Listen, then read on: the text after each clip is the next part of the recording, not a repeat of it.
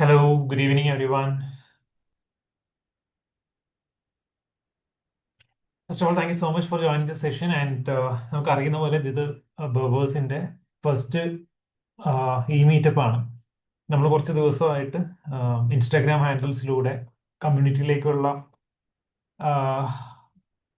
മെമ്പർഷിപ്പും അതുപോലെ തന്നെ നിങ്ങളുടെ ജോയിനിങ് ഒക്കെ നടന്നുകൊണ്ടിരിക്കുകയായിരുന്നു. അപ്പോൾ അതിന്റെ ഭാഗമായിട്ട് കഴിഞ്ഞൊരു ഒരാഴ്ചയോളമായി നമ്മൾ കമ്മ്യൂണിറ്റി സ്റ്റാർട്ട് ചെയ്തിട്ട് ഏകദേശം 750 മെമ്പേഴ്സിൽ കൂടുതൽ ആളുകൾ നിലവിൽ ജോയിൻ ചെയ്തിട്ടുണ്ട് കമ്മ്യൂണിറ്റിയിൽ. അപ്പോൾ അതുകൊണ്ട് തന്നെയാണ് നമ്മൾ എത്രയും പെട്ടെന്ന് കമ്മ്യൂണിറ്റി സെഷനിലേക്ക് കടന്നു വന്നത്. ഞാനിപ്പോൾ ഇത് ഫർദർ കണ്ടിന്യൂ ചെയ്യുന്നതിന് മുൻപ് let me know in the chat box ഒന്ന് ആക്ടിവേറ്റ് ചെയ്യാം. Just give me a moment.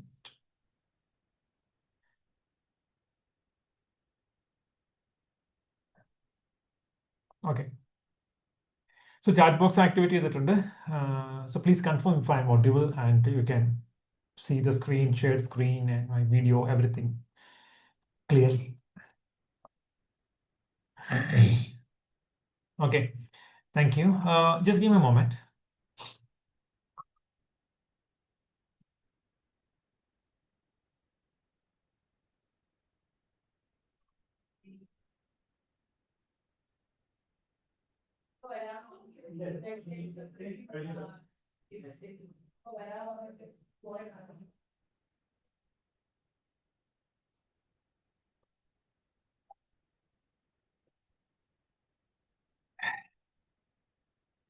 Okay, thank you. So we got lots of responses in the chat box.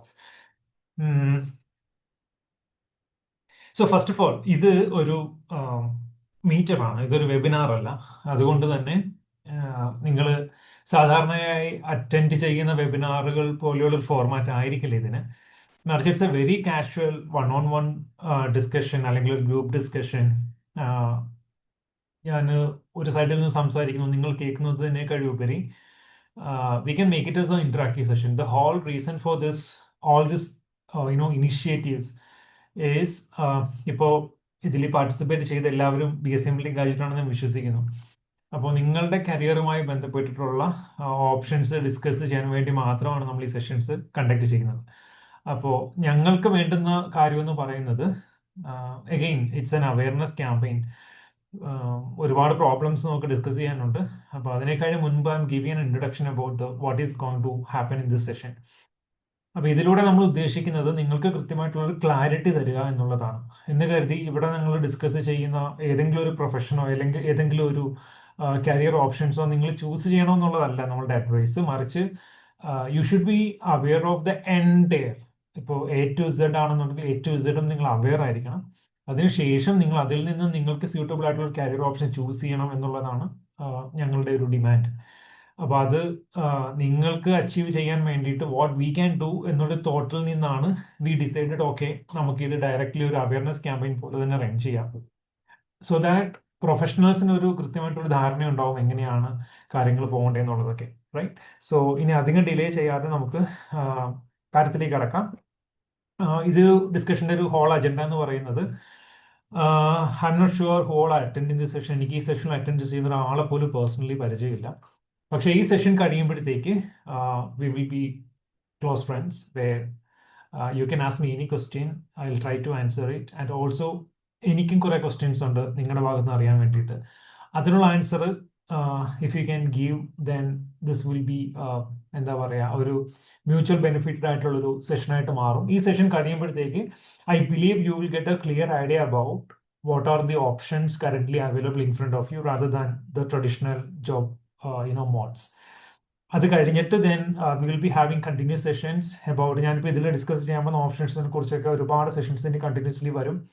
കൂടാതെ നമ്മൾ ഓഫ്ലൈൻ ഇവന്റ് പ്ലാൻ ചെയ്യുന്നുണ്ട്. This going to happen in the month of most probably by end of February or March, either in Calicut, Kochi or Trivandrum.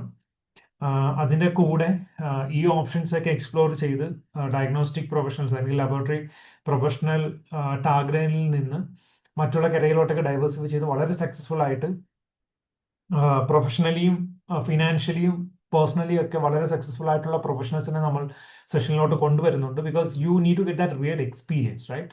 ഇത് ആരെങ്കിലും വന്നിരുന്നിട്ട് ഇങ്ങനെ സംസാരിച്ച് പോകുന്നതിനേക്കാളി നിങ്ങൾക്ക് ആ എക്സ്പീരിയൻസ് നേരിട്ട് അനുഭവിക്കാൻ ആണെന്നുണ്ടെങ്കിൽ I believe that's gone to be very beneficial. അപ്പോൾ ഇത്തരത്തിലുള്ള കണ്ടിന്യൂസ് ഇവൻറ്റ്സ് ഒക്കെ വരുന്നുണ്ട്. അതിൻ്റെ ഭാഗമായിട്ടാണ് നമ്മൾ കമ്മ്യൂണിറ്റി ബിൽഡ് ചെയ്തുകൊണ്ടിരിക്കുന്നത്.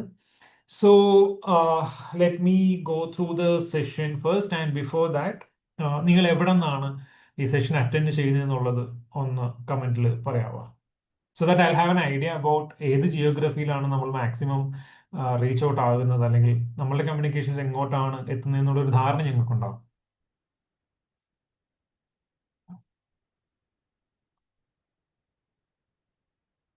ഓക്കെ, എറണാകുളം, കോട്ടയം, ദെൻ അത്യാവശ്യം Kottayam, I'm from Ernakulam, Tiruvalla, Kochi, Tamil Nadu, Salem.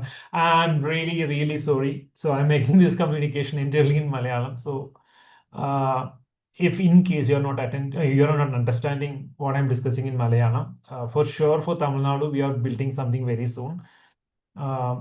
And we will keep informed in the community as well. And that will definitely be in Tamil decision we already have taken. So maybe in a couple of weeks, we will be coming to you for Tamil Nadu. Calicut, Malappuram, Kanyakumari, again, apologies for the Malayalam presentation. Malappuram, Kannur, Ernakulam, Mangalore.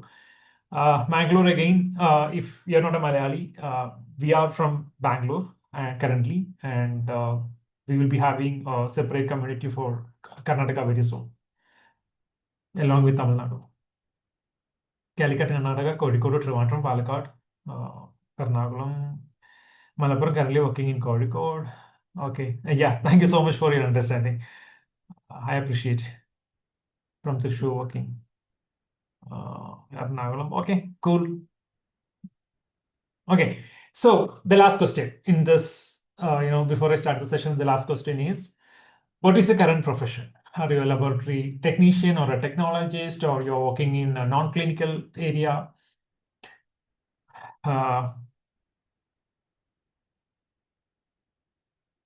I can say majority of you are not active in the discussion. See, one thing is very clear. നിങ്ങളൊരു ഈ session attend ചെയ്യുമ്പോൾ if you are trying to be silent member, it is not going to benefit it. അതിലും ഭേദം നിങ്ങൾ session attend ചെയ്യാതിരിക്കുന്നതായിരിക്കും നല്ലത്. കാരണം ഇത് നിങ്ങൾക്ക് വേണ്ടിയിട്ടുള്ള സെഷനാണ്. ഒരു കാരണവശാലും ഇത് ഞങ്ങൾക്ക് വേണ്ടിയിട്ടുള്ള സെഷൻ അല്ല. അപ്പോൾ ഒരു സെഷനിലോ അല്ലെങ്കിൽ ഒരു ഇന്ററാക്റ്റീവ് പ്രോഗ്രാമിലോ അല്ലെങ്കിൽ ഒരു എന്തെങ്കിലും ഇനിഷ്യേറ്റീവ് എടുക്കുന്ന സമയത്ത് അവിടെ ഒരു സൈലന്റ് പാർട്ട്ണറായിട്ട് ഇരിക്കുന്നത് it's not good for you and it's not good for us as well. അപ്പോൾ അതുകൊണ്ട് if you are attending the session, try to be active, try to be responsive at least, so that will be beneficial for both of us. Currently doing MSc, I hope it's MSc MLD. Lab technologist, lab technician, non-clinical tutor, okay. Technician, lab technologist, blood bank technician, just completed MSc MLT, great. Last year BSc MLT under KUHAS. All the best for your exam. I think it's going to be February exam starting. So anyway, all the best.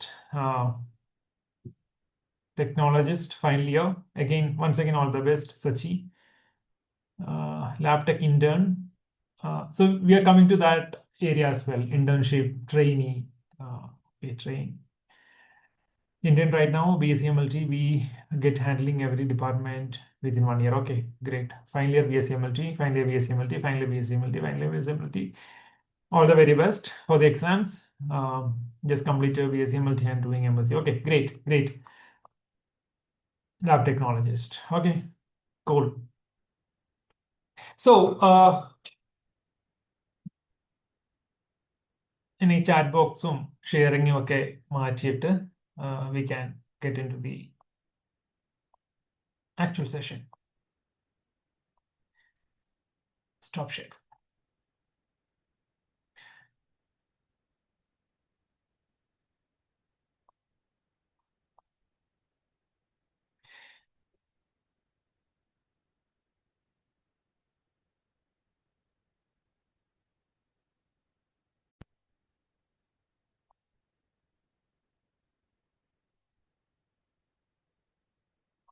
Okay. So first of all ഒരു introduction. BSc MLT 2014 graduate ആയ ഒരു പ്രൊഫഷണലാണ് ഞാൻ. So എൻ്റെ പേരെന്ന് പറയുന്നത് ബിഞ്ചു എന്നാണ്. ഞാൻ ഏകദേശം 10 വർഷത്തോളം ഇൻഡസ്ട്രിയിൽ പല സെഗ്മെന്റിലായിട്ട് ഞാൻ വർക്ക് ചെയ്തു. That includes clinical as a lab technologist. I started my career as a lab technologist. Then I retired from my employment in 2023. മാർച്ചിൽ ഞാൻ എൻ്റെ എംപ്ലോയ്മെന്റ് നിന്ന് റിട്ടയർ ചെയ്തു. That time I was holding a designation of business head. ഞാൻ hospital, diagnostics, biotechnology, genomics എന്നീ ഇൻഡസ്ട്രികളിൽ work ചെയ്തിട്ടുണ്ട് at various roles. ഇപ്പോൾ പറയുന്ന പോലെ ഞാൻ ലാബ് ടെക്നോളജിസ്റ്റ് എന്ന് തുടങ്ങി. Then I retired as a business head. Then I started my business. ബവേഴ്സ് എന്നുള്ളതാണ് കമ്പനിയുടെ പേര്. ബവേഴ്സിന്റെ കീഴിൽ നമുക്ക് മൾട്ടിപ്പിൾ വെർട്ടിക്കൽസ് ഉണ്ട്. ആൻഡ് ഇപ്പോൾ കറന്റ്ലി നമുക്ക് ബവേഴ്സ് ഹെൽത്ത് എന്ന് പറഞ്ഞൊരു വെർട്ടിക്കലിൽ നമ്മൾ ഇന്റർനാഷണൽ പ്രൊഫഷണൽ ലൈസൻസിങ് ഹാൻഡിൽ ചെയ്യുന്നുണ്ട്. ബവേഴ്സ് 1 എന്ന് പറയുന്നത് നമ്മളുടെ കമ്മ്യൂണിറ്റിയാണ്. ബവേഴ്സിന്റെ ഫ്ലാഗ്ഷിപ്പ് എന്താ പറയുക പ്രോഡക്റ്റ് എന്ന് പറയുന്നത് തന്നെ this is design to help the health care professionals to navigate through the different career options. ആ ഒരു സെഗ്മെന്റിലാണ് ഞങ്ങൾ ആക്റ്റീവ്ലി വർക്ക് ചെയ്തുകൊണ്ടിരിക്കുന്നത്. കഴിഞ്ഞ 12 വർഷത്തെ എൻ്റെ പ്രൊഫഷണൽ എക്സ്പീരിയൻസിൽ നിന്നും 4 വർഷത്തെ എൻ്റെ അക്കാഡമിക് എക്സ്പീരിയൻസിൽ നിന്നും വന്ന ഒരു ജെനുവിൻ ഇൻട്രസ്റ്റിന്റെ പേര് മാത്രമാണ് നമ്മൾ ഈ ഒരു കമ്മ്യൂണിറ്റി ഇവന്റ് അല്ലെങ്കിൽ ഒരു കമ്മ്യൂണിറ്റി ബിൽഡ് ചെയ്യുന്നതിനെ പറ്റിയിട്ട് ഇതിനെ ആലോചിച്ചുകൊണ്ടിരുന്നത്. So we have a team working behind this. ഇപ്പോൾ കറന്റ്ലി ഞങ്ങൾ ബാംഗ്ലൂർ ബേസ് ചെയ്തിട്ടാണ് കമ്പനി ഓപ്പറേറ്റ് ചെയ്യുന്നത്. Most probably in another month or 2 നമ്മൾ കൊച്ചിയിലേക്ക് റീലൊക്കേറ്റ് ചെയ്യാണ്. കൊച്ചിയിൽ നിന്നായിരിക്കും നമ്മളുടെ ഈ കമ്മ്യൂണിറ്റിയുടെ ഇമ്പാക്ട് എന്ന് പറയുന്ന ഈ കമ്മ്യൂണിറ്റിയുടെ ഓപ്പറേഷൻസ് കംപ്ലീറ്റ്ലി നടക്കാൻ പോകുന്നത് കൊച്ചിയിൽ നിന്നായിരിക്കും. So what we are currently doing is to build an offline എന്താ കമ്മ്യൂണിറ്റി ഓഫ് പ്രൊഫഷണൽസ് വെയർ നമുക്കറിയാം ഏകദേശം 3.5 കോടി ജനങ്ങളിൽ നമുക്കൊരു 10% എടുത്താൽ തന്നെ ഒരു ഹെൽത്ത് കെയർ പ്രൊഫഷണൽ വർക്ക് ചെയ്യുന്ന ആളുകളുണ്ടാവും, which is going to be at least 35 lakhs. അപ്പം നമ്മൾ അത്രയും നമ്പർ അലൈഡ് ഹെൽത്ത് കെയർ ഉണ്ടോ എന്ന് ചോദിച്ചു കഴിഞ്ഞാൽ ചിലപ്പോൾ ഒരു പക്ഷേ ഉണ്ടാവില്ല. ദെൻ അഗെയിൻ അതിൻ്റെ ഒരു 10% എടുക്കുകയാണെങ്കിൽ 3.5 lakhs പോപ്പുലേഷൻസ് ഉണ്ടാവും ഒരു പക്ഷേ അലൈഡ് ഹെൽത്ത് പ്രൊഫഷണൽസ് വർക്ക് ചെയ്യുന്നവർ. അപ്പോൾ ഹെൽത്ത് കെയർ പ്രൊഫഷണൽ കോഴ്സുകൾ പൊതുവെ കോളേജുകളിൽ കണ്ടക്ട് ചെയ്യുന്നതിന്റെ പ്രധാന റീസൺ എന്ന് പറയുന്നത് to make you competent to handle the clinical task, അല്ലെങ്കിൽ ക്ലിനിക്കലായിട്ട് വർക്ക് ചെയ്യാനുള്ള വർക്ക് ഫോഴ്സിനെ ബിൽഡ് ചെയ്യാൻ വേണ്ടിയിട്ടാണ് academic institutions health care professional കോഴ്സുകൾ ഡിസൈൻ ചെയ്ത് വന്നിരുന്നത്. Having said that, when I'm talking about particularly about BSc-MLT, 2009 മുതൽ 2014 വരെ BSc-MLT കോഴ്സ് പഠിച്ച ഒരാൾ എന്ന നിലയിൽ my second thought was, if you want to become a lab technician or a lab technologist in India, why should we learn all these subjects? ഇപ്പോൾ നിങ്ങൾ lab technician ആയിട്ടും technologist ആയിട്ടും ഇന്റേൺ ആയിട്ടും trainee ആയിട്ടും ഒക്കെ ഒരുപാട് പേര് ക്ലിനിക്കൽ ഫീൽഡിൽ വർക്ക് ചെയ്യുന്നുണ്ടാവും. And what you are going to do and ഈ എന്താ പറയുക നമ്മളുടെ എക്സ്പെക്ടേഷൻ വേഴ്സസ് റിയാലിറ്റി എന്നൊരു സാധനം ഉണ്ടല്ലോ. പഠിക്കുമ്പോൾ നമ്മൾ വിചാരിക്കും വി ആർ മേജർ 5 areas നമ്മൾ പഠിക്കുന്നുണ്ട്: biochemistry, haematology, microbiology, pathology and blood bank. പക്ഷേ ഇതിൽ എത്ര ഡിപ്പാർട്ട്മെന്റുകളിൽ ഏതൊക്കെ ലെവലിലുള്ള ടെസ്റ്റുകൾ നമ്മളെ കൊണ്ട് ചെയ്യാൻ സാധിക്കും, ഇന്ത്യയിൽ നമ്മളെ കൊണ്ട് ചെയ്യാൻ സമ്മതിക്കും എന്നുള്ളത് വലിയൊരു ചോദ്യചിഹ്നമാണ്. Over a period of time ഞാൻ 2014 കരിയർ സ്റ്റാർട്ട് ചെയ്യുമ്പോഴത്തേക്ക് my starting salary was 13,000. I started from Kerala. കേരളത്തിലെ ഒരു പ്രമുഖ ഹോസ്പിറ്റലിൽ നിന്നാണ് ഞാൻ സ്റ്റാർട്ട് ചെയ്തത്. വേറാസ് അടുത്ത ഒരു 9 മാസത്തേക്ക് മാത്രമേ ഞാൻ ക്ലിനിക്കൽ ഡൊമൈനിൽ വർക്ക് ചെയ്തോളൂ. Then I move to quality assurance, to operations, to sales, marketing, business management, to the heading the business verticals. ഇപ്പോൾ ഓൺടർപ്രണറായിട്ട് ഞാൻ സെർവ് ചെയ്യുന്നു. എൻ്റെ ഈ ഒരു ട്രാൻസിഷനിൽ എനിക്ക് മനസ്സിലായതും ഇതുപോലെ ട്രാൻസിഷൻ ചെയ്ത പ്രൊഫഷണലിന്റെ കരിയറിൽ നിന്ന് അതിലേക്ക് നോക്കുമ്പോൾ എനിക്ക് മനസ്സിലായ ഒരു കാര്യം എന്ന് പറയുന്നത്, BSc-MLT is not a course designing lab technicians or technologist. പൊതുവെ നമ്മൾ കാണാറുണ്ട് BSc-MLT കോഴ്സ് കഴിഞ്ഞു കഴിഞ്ഞാൽ ഗ്രാജുവേഷൻ കഴിഞ്ഞു, then we are going for ഒരു ഫാമിലി മാരേജിന് പോകണം. എന്താ ചെയ്യുന്നത് വെച്ച് കഴിഞ്ഞാൽ ഞാൻ ലാബ് ടെക്നീഷ്യനാണ്. അല്ലെങ്കിൽ എനിക്കിപ്പോഴും ഓർമ്മയുണ്ട്, എൻ്റെ മാരേജ് കഴിഞ്ഞ സമയത്ത് മാരേജ് സർട്ടിഫിക്കറ്റിൽ ഇതേപോലെ ആപ്ലിക്കേഷൻ ഫില്ല് ചെയ്തുകൊണ്ടിരുന്നപ്പോഴത്തേക്ക് ഞാൻ അന്നേരം ലാബുമായിട്ട് ബന്ധപ്പെട്ടിട്ടല്ല വർക്ക്, ഞാൻ ഹോസ്പിറ്റലിൻ്റെ ഓപ്പറേഷൻസിനാണ് വർക്ക് ചെയ്തുകൊണ്ടിരിക്കുന്നത്. അപ്പോൾ മാരേജ് സർട്ടിഫിക്കറ്റിന് ആപ്ലിക്കേഷൻ ഫില്ല് ചെയ്തുകൊണ്ടിരിക്കുമ്പോൾ അത് ഓൺലൈൻ ഫോം ആയിരുന്നു. അന്നേരം എൻ്റെ അമ്മ പോയിട്ട് അവരോട് പറയുന്നുണ്ടായിരുന്നു. പ്രൊഫഷൻ ചോദിച്ചപ്പോൾ പറഞ്ഞു ലാബ് ടെക്നീഷ്യൻ ആണെന്ന് പറഞ്ഞു. So they captured the lab technician my marriage certificate. Marriage certificate lab technician എന്നാണ് പ്രിന്റ് ചെയ്ത് വന്നത്. So then I was questioning myself. ഞാൻ ഒബ്വിയസ്ലി ആ ഇൻഡസ്ട്രിയിലല്ല ഇപ്പം നിലവിൽ, ആ ഒരു ഡെസിഗ്നേഷൻ ഹോൾഡ് ചെയ്യുന്ന ഒരാളല്ല. മറിച്ച് ഞാൻ BSc MLT ഗ്രാജുവേഷൻ കഴിഞ്ഞ് കഴിഞ്ഞാൽ ലാബ് ടെക്നീഷ്യൻ അല്ല, അല്ലെങ്കിൽ ലാബ് ടെക്നോളജിസ്റ്റ് അല്ല. ഞാനൊരു ലബോറട്ടറി പ്രൊഫഷണൽ ആണ്, അല്ലെങ്കിൽ ഒരു ഡയഗ്നോസ്റ്റിക് പ്രൊഫഷണൽ ആണ്, അല്ലെങ്കിൽ BSc MLT ഗ്രാജുവേറ്റ് ആണ്. Precise to the point. നമ്മൾ ലാബ് ടെക്നീഷ്യനായിട്ട് വർക്ക് ചെയ്യുമ്പോൾ നമ്മൾ ലാബ് ടെക്നീഷ്യനായിട്ട് ഡെസിഗ്നേറ്റഡ് ആയിരിക്കും. ലാബ് ടെക്നോളജിസ്റ്റ് ആണെങ്കിലും ടെക്നോളജിസ്റ്റ് ആയിട്ടായിരിക്കും ഡെസിഗ്നേറ്റഡ് ആയിരിക്കും. ഞാനിപ്പോൾ എൻ്റെ കമ്പനിയുടെ ഫൗണ്ടർ ആൻഡ് CEO ആണ്. ഞാൻ ഒരിക്കലും ലാബ് ടെക്നീഷ്യൻ അല്ല. ഞാൻ എൻ്റെ ഒരു ഡിഫറെൻ്റ് ആണ്. So that doesn't mean that ഞാൻ പഠിച്ച കോഴ്സിന് ഇതിൽ റെലവെന്റ് ഇല്ല എന്നല്ല. ഞാൻ പഠിച്ചൊരു കോഴ്സ് BSc MLT ആണെന്നുണ്ടെങ്കിൽ BSc MLT എന്ന് പറയുന്ന ഒരു കോഴ്സ് ലാബ് ടെക്നീഷ്യനെ ഉണ്ടാക്കുന്ന കോഴ്സ് അല്ല എന്നുള്ള ഒരു കൃത്യമായിട്ടൊരു അണ്ടർസ്റ്റാൻഡിംഗ് ഉള്ളത് കൊണ്ടാണ് ഞാൻ ഒരു കാരണവശാലും അങ്ങനെ ഡെസിഗ്നേറ്റ് ചെയ്യപ്പെട്ടാൻ ആഗ്രഹിക്കാത്തത്. റൈറ്റ്. ഹാവിങ് സെഡ് ദാറ്റ്, നമുക്ക് പലർക്കും അംബിഷൻസ് ഉണ്ടാവും. ഞാൻ പല കോളേജുകളിലും പല പ്രൊഫഷണൽസിനും ഇന്ററാക്ട് ചെയ്യുന്ന സമയത്ത് what I M understanding is that ഒരു 90% ആളുകൾ ഇവിടെ കമ്മ്യൂണിറ്റിയിലാണെങ്കിൽ നമ്മൾ പോൾ നടത്തിയപ്പോൾ നമുക്ക് മനസ്സിലായ ഒരു പ്രധാന കാര്യം എന്ന് പറയുന്നത് എന്താ, എന്തിനാ BSc MLT ഞാൻ ചൂസ് ചെയ്തതല്ല, BSc MLT എന്നെ ചൂസ് ചെയ്തതാണ് എന്നുള്ളതാണ് നമുക്ക് കിട്ടിയ ഏറ്റവും കൂടുതൽ മറുപടി. ഇതിന് അർത്ഥമാക്കുന്നത് ഒരുപക്ഷെ നമുക്ക് കോഴ്സ് എന്താണെന്ന് അറിയാത്ത ഒരുപാട് പേര് കോഴ്സിലേക്ക് വന്ന് ജോയിൻ ചെയ്തിട്ടുണ്ടാവും. ഒരുപക്ഷെ കുറച്ച് പേരെങ്കിലും ഹെൽത്ത് കെയറിൽ സെർവ് ചെയ്യണമെന്ന് പറഞ്ഞ് വന്ന് ജോയിൻ ചെയ്തിട്ടുണ്ടാവും. പഠിച്ചുകൊണ്ടിരിക്കുമ്പോഴേക്കും നമുക്ക് വളരെ വലിയ അംബിഷൻസ് ഉണ്ടാവും. എന്നാൽ പഠിച്ചു കഴിഞ്ഞ് ജോലിയിലേക്ക് കയറി കഴിയുമ്പോഴത്തേക്ക് അവിടുത്തെ റിയാലിറ്റീസ് മനസ്സിലാകുമ്പോൾ നമുക്ക് ഒരു മടുപ്പ് തോന്നും, ഇതിനാണോ നമ്മൾ പഠിച്ചത് എന്നുള്ളത്. ഒരു കാരണവശാലും അങ്ങനെ മടുപ്പ് തോന്നേണ്ട ഒരു പ്രൊഫഷൻ അല്ല BSc MLT എന്ന് പറയുന്നത്. It's a very beautiful course and it's the depth of that course is being delivered, especially through health യൂണിവേഴ്സിറ്റിയിലാണെന്നുണ്ടെങ്കിലും ലീഡിംഗ് യൂണിവേഴ്സിറ്റീസ് എന്നൊക്കെ വരുന്ന രാജീവ് യൂണിവേഴ്സിറ്റി ആണെന്നൊക്കെ അവരുടെ സിലബസിന്റെ ഡെപ്ത് ഈസ് വെരി ഹ്യൂജ്. ഇപ്പോൾ health university, Kerala health university കേസിലാണെന്നുണ്ടെങ്കിൽ ഏകദേശം 5500 മണിക്കൂർ ഒരു BSc MLT ഗ്രാജുവേറ്റ് പഠിക്കുന്നുണ്ട്. അത് തിയറി, പ്രാക്ടിക്കൽ, ക്ലിനിക്കൽ അവേഴ്സും കമ്പൈൻഡ് ആകുമ്പോഴത്തേക്ക് 4 വർഷത്തെ കോഴ്സാണ്. അതിൽ എത്രയോ എക്സാമുകൾ നിങ്ങൾ എഴുതുന്നുണ്ട്. ഒരു വർഷം 4 എക്സാം വെച്ചിട്ട് 4 വർഷമായിട്ട് 16 എക്സാംസോളം എഴുതുന്നുണ്ട്.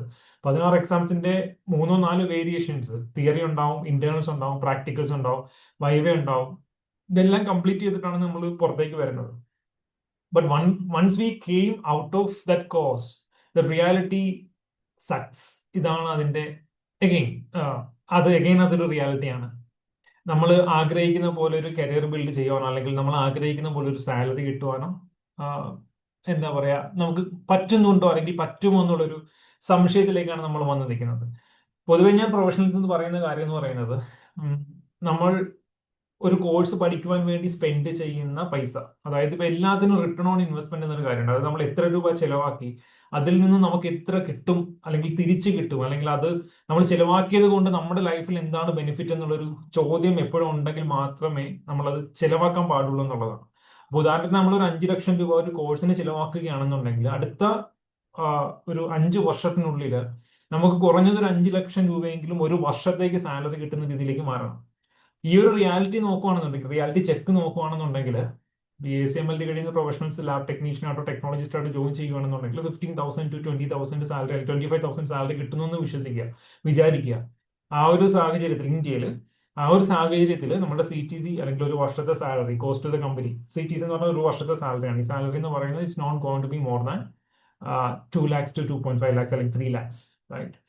അപ്പോൾ നമ്മൾ ഏകദേശം 5 ലക്ഷം രൂപ അല്ലെങ്കിൽ 10 ലക്ഷം രൂപയോളം കോഴ്സിനൊക്കെ സ്പെൻഡ് ചെയ്തിട്ട് വന്ന് നിൽക്കുമ്പോൾ ഈ സാലറി കൊണ്ട് നമുക്ക് 5 വർഷം കൊണ്ട് നമുക്കിത് തിരിച്ചു ഈ പൈസ കിട്ടുമോ എന്നുള്ളത് ആലോചിച്ചു കഴിഞ്ഞാൽ കിട്ടില്ലായിരിക്കും. നമുക്ക് തന്നെ ഒരു കൺഫ്യൂഷൻ ആയിട്ടുണ്ടാവും, ഇത് വെർത്ത് ആയിരുന്നു സ്പെൻഡ് ചെയ്യാൻ. അവിടെയാണ് നമ്മൾക്കൊരു ഫ്രസ്ട്രേഷനും കാര്യങ്ങളും വരുന്നത്. അപ്പൊ നമ്മൾ പൊതുവേ ഇതിന്റെ കരിയർ ഓപ്ഷൻസിനെ കുറിച്ച് സംസാരിക്കുന്ന സമയത്ത് പ്രൊഫഷണൽസ് പറയുന്ന BSc MLTയുടെ ഏറ്റവും വലിയൊരു പ്രോബ്ലം ആയിട്ട് പ്രൊഫഷണൽസ് പറയുന്നത് സാലറി ഇല്ലെന്നുള്ളതാണ്, റൈറ്റ്? പക്ഷെ എന്റെ അണ്ടർസ്റ്റാൻഡിങ്ങിൽ BSc MLT പഠിച്ചവർക്ക് സാലറി ഇല്ലെന്നുള്ളതല്ല ഫണ്ടമെന്റൽ ഇഷ്യൂ. BSc MLT പഠിച്ചു കഴിഞ്ഞാൽ ഏത് കരിയർ ഓപ്ഷൻ എക്സ്പ്ലോർ ചെയ്യണം എന്നുള്ളൊരു ക്ലാരിറ്റി ഇല്ലാത്തതാണ് ഇവിടുത്തെ പ്രോബ്ലം എന്ന് എനിക്ക് പലപ്പോഴും തോന്നിയിട്ടുണ്ട്. അതിന്റെ വ്യക്തിപരമാണ്, അതിന്റെ പേഴ്സണൽ ആണ്. ഈ ഒരു തോട്ടിൽ നിന്നാണ് നമ്മൾ ഇത്തരത്തിലുള്ള ഒരു അവയർനെസ് ക്യാമ്പയിനിലേക്ക് ഇറങ്ങി പുറപ്പെട്ടത്. അതിന്റെ വാലിഡേഷൻ ആയിട്ടാണ് നമ്മൾ കമ്മ്യൂണിറ്റിയിൽ പല ക്വസ്റ്റ്യൻസും ചോദിച്ചിരുന്നത്. അതിൽ നിന്ന് മനസ്സിലായതും സാലറി ഇല്ല, ഈ പ്രൊഫഷനിൽ നമുക്ക് ഗ്രോത്ത് ഇല്ല എന്നുള്ളതാണ്. പക്ഷേ ഹാവിങ് സെഡ് ദാറ്റ്, എൻ്റെ സ്ട്രേറ്റ് ഫോർവേഡ് സ്റ്റേറ്റ്മെന്റ് എന്ന് പറയുന്നത് BSc MLT എന്ന് പറയുന്നത് ലാബ് ടെക്നീഷ്യൻ ആയിട്ടോ അല്ലെങ്കിൽ ലാബ് ടെക്നോളജിസ്റ്റ് ആയിട്ടോ വർക്ക് ചെയ്യാൻ വേണ്ടിയിട്ടുള്ള ഒരു സർട്ടിഫിക്കറ്റ് അല്ല. You are choosing a wrong career. നിങ്ങൾ ഇന്ത്യയിലെ ഇപ്പോൾ ഉദാഹരണത്തിന് കേരളത്തിലാണ് കേരള പാരാമെഡിക്കൽ സോറി കേരള PMCയുടെ സോറി കേരള PSCയുടെ ലാബ് ടെക്നീഷ്യൻ പോസ്റ്റിലേക്കുള്ള ഗ്രേഡ് 2 ലാബ് ടെക്നീഷ്യൻ പോസ്റ്റിലേക്കുള്ള എലിജിബിലിറ്റി ക്രൈറ്റീരിയ നോക്കിക്കഴിഞ്ഞാൽ നിങ്ങൾക്ക് ഒരു കാര്യം മനസ്സിലാവും. It is design for diploma graduate diploma holders, right? അപ്പൊ ഡിപ്ലോമക്കാർക്ക് ഉണ്ടാക്കിയേക്കുന്ന ഒരു പോസ്റ്റാണ് ഈ ലാബ് ടെക്നീഷ്യൻ എന്ന് പറഞ്ഞ ഒരു പോസ്റ്റ്. ഈ ലാബ് ടെക്നീഷ്യൻ എന്ന് പറഞ്ഞ പോസ്റ്റിലേക്ക് അവർ ഏകദേശം 30,000 രൂപയ്ക്ക് മുകളിൽ ഏകദേശം 35,000 രൂപയാണെന്ന് തോന്നുന്നു ഇപ്പോഴത്തെ സാലറി ഗ്രേഡ് 2 ലാബ് ടെക്നീഷ്യൻ്റെ. അത്രയും സാലറി കൊടുക്കുന്നുണ്ട്. അപ്പൊ 30,000-35,000 രൂപ സാലറി ഡിപ്ലോമക്കാർക്ക് കൊടുക്കുന്നു പറയുന്നത് it's A good salary as an entry level professional. കാരണം അവിടെ എക്സ്പീരിയൻസ് ഒരു മാൻഡേറ്ററി അല്ല. ടെമ്പററി പോസ്റ്റിലേക്കാണെന്നുണ്ടെങ്കിൽ 12,000 to 15,000 ഒക്കെ ഡെയിലി വേജസിൽ ഈ പ്രൊഫഷണൽസിന് കൊടുക്കുന്നുണ്ട് ആ പോസ്റ്റിലേക്ക്. അപ്പോൾ qualification versus the salary, entry level salary compare ചെയ്യുമ്പോൾ ഡിപ്ലോമക്കാരെ സംബന്ധിച്ചിട്ടുള്ളത് ഒരു നല്ല സാലറിയാണ്. പക്ഷേ ഗ്രാജുവേറ്റ്സിനെ സംബന്ധിച്ചിട്ടുള്ളത് ഒരു നല്ല സാലറി അല്ല. കാരണം the time that U invested for the graduation, the amount that you invested for the graduation, the effort that you invested for attending the examination is very huge when compared to the diploma. ഡിപ്ലോമയെ കുറച്ച് കാണിക്കുന്നതല്ല. Having said that the professional responsibilities compare ചെയ്യുമ്പോൾ ഡിപ്ലോമക്കാർക്ക് ചെയ്യാണ്ടെന്ന് അല്ലെങ്കിൽ 2 വർഷം കൊണ്ട് പഠിച്ച് ചെയ്യേണ്ടുന്ന ഡ്യൂട്ടീസ് ആൻഡ് റെസ്പോൺസിബിലിറ്റി മാത്രമേ ലാബ് ടെക്നീഷ്യൻസും ടെക്നോളജിസ്റ്റും ഇന്ന് നിലവിൽ ഇന്ത്യയിൽ ഏതൊരു ഇൻസ്റ്റിറ്റ്യൂഷനാണ് ചെയ്തു വരുന്നുള്ളൂ. അതുകൊണ്ട് തന്നെയാണ് മിനിമം എഡ്യൂക്കേഷൻ ക്വാളിഫിക്കേഷൻ ഡിപ്ലോമ പറഞ്ഞുകൊണ്ടിരിക്കുന്നത്. Again coming back to the same story, ഇപ്പോൾ പൊതുവെ കോൺട്രവേഴ്സീസ് ഉണ്ട് ഡിപ്ലോമക്കാരുടെ അത്രയും പോലും സ്കില്ല് ഗ്രാജുവേറ്റ്സിന് ഇല്ല എന്നുള്ളത്. That's a reality and there is a reason for it. ഡിപ്ലോമക്കാരെ സംബന്ധിച്ചിടത്തോളം ഡിപ്ലോമ ഒരു പ്രാക്ടിക്കൽ ഓറിയന്റഡ് കോഴ്സാണ്. എത്രയും പെട്ടെന്ന് കോഴ്സ് കംപ്ലീറ്റ് ചെയ്ത് എത്രയും പെട്ടെന്ന് ജോലിക്ക് കയറാൻ വേണ്ടിയിട്ടുള്ള ഒരു സ്പെസിഫിക്കലി ഡിസൈൻ ചെയ്തേക്കുന്ന ഒരു കോഴ്സാണ് ഡിപ്ലോമ കോഴ്സ്. BSc ഗ്രാജുവേറ്റ്സ് പഠിക്കുന്ന അത്രയും ഡെപ്തിൽ ഒരു കാരണവശാലും ഡിപ്ലോമക്കാർക്ക് തിയറിറ്റിക്കൽ ആസ്പെക്ട്സ് പഠിക്കാൻ പറ്റില്ല. ഗ്രാജുവേറ്റ് സംബന്ധിച്ചിടത്തോളം അവിടെ തിയറിയും പ്രാക്ടിക്കലും ഈക്വലി ഇമ്പോർട്ടന്റ് ആണ്. എന്തുകൊണ്ട് ഒരു ടെസ്റ്റ് എങ്ങനെ ചെയ്യണമെന്നും ഒരു റിപ്പോർട്ട് കിട്ടിക്കഴിഞ്ഞാൽ എങ്ങനെ ഇന്റർപ്രറ്റ് ചെയ്യണമെന്നും അതിന്റെ ക്ലിനിക്കൽ ഫൈൻഡിങ്സും ക്ലിനിക്കൽ ബാക്ക് എൻഡും ഡെഫിനറ്റ്ലി ഗ്രാജുവേറ്റ്സിന് കുറച്ചുകൂടി ഇൻഡെപ്ത് പഠിക്കേണ്ടി വരും. അതുകൊണ്ടാണ് 4 വർഷം കൊണ്ട് BSc MLT കംപ്ലീറ്റ് ചെയ്യേണ്ടി വരുന്നത്. 2 വർഷം കൊണ്ട് അല്ലെങ്കിൽ ചില സ്ഥലങ്ങളിൽ 3 വർഷത്തെ കോഴ്സ് ഉണ്ട് 2+1 ആയിട്ട് ഡിപ്ലോമ കംപ്ലീറ്റ് ചെയ്യേണ്ടി വരുന്നത്, റൈറ്റ്? അപ്പോൾ ഇതൊക്കെ ബേസിക് ഫണ്ടമെന്റൽ ഡിഫറൻസസ് ആണ്. Keeping everything aside, coming back to the profession, lab technician എന്ന് പറഞ്ഞൊരു പൊസിഷൻ ഒരു കാരണവശാലും BSc MLTക്കാർക്ക് വേണ്ടി ഡിസൈൻ ചെയ്തിരിക്കുന്നതല്ല എന്ന് വിശ്വസിക്കുന്ന ആളാണ്. അതിനുള്ള ഏറ്റവും വലിയ വാലിഡേഷൻ ആണ് നിങ്ങൾ UK-ലേക്ക് BSc MLT ഗ്രാജുവേഷനും കൊണ്ട് പോയി കഴിഞ്ഞാൽ നിങ്ങൾ ബയോമെഡിക്കൽ സയന്റിസ്റ്റ് ആണ്. അയർലൻഡിലേക്ക് പോവുകയാണെങ്കിൽ അവിടെ മെഡിക്കൽ സയന്റിസ്റ്റ് ആണ്. ന്യൂസിലൻഡിൽ ഓസ്ട്രേലിയയിൽ അഗെയിൻ മെഡിക്കൽ സയന്റിസ്റ്റ് ആണ്. USA പോയി കഴിഞ്ഞാൽ അവിടെ മെഡിക്കൽ ലബോറട്ടറി സയന്റിസ്റ്റ് ആണ്. Then why lab technician in India, right? അപ്പോൾ അതുകൊണ്ട് BSc MLTക്കാർ എന്ത് ചെയ്യണം എന്ന് ആലോചിക്കുകയാണെന്നുണ്ടെങ്കിൽ we have unlimited opportunities. BSc MLT കിട്ടിയെന്ന് ഉള്ളത് കൊണ്ട് നിങ്ങൾ ഒരു പ്രൊഫഷണൽ മാത്രം മുൻപോട്ട് പോകേണ്ട ഒരു ബാധ്യതയായിട്ട് ആ സർട്ടിഫിക്കറ്റിനെ കാണേണ്ടതില്ല.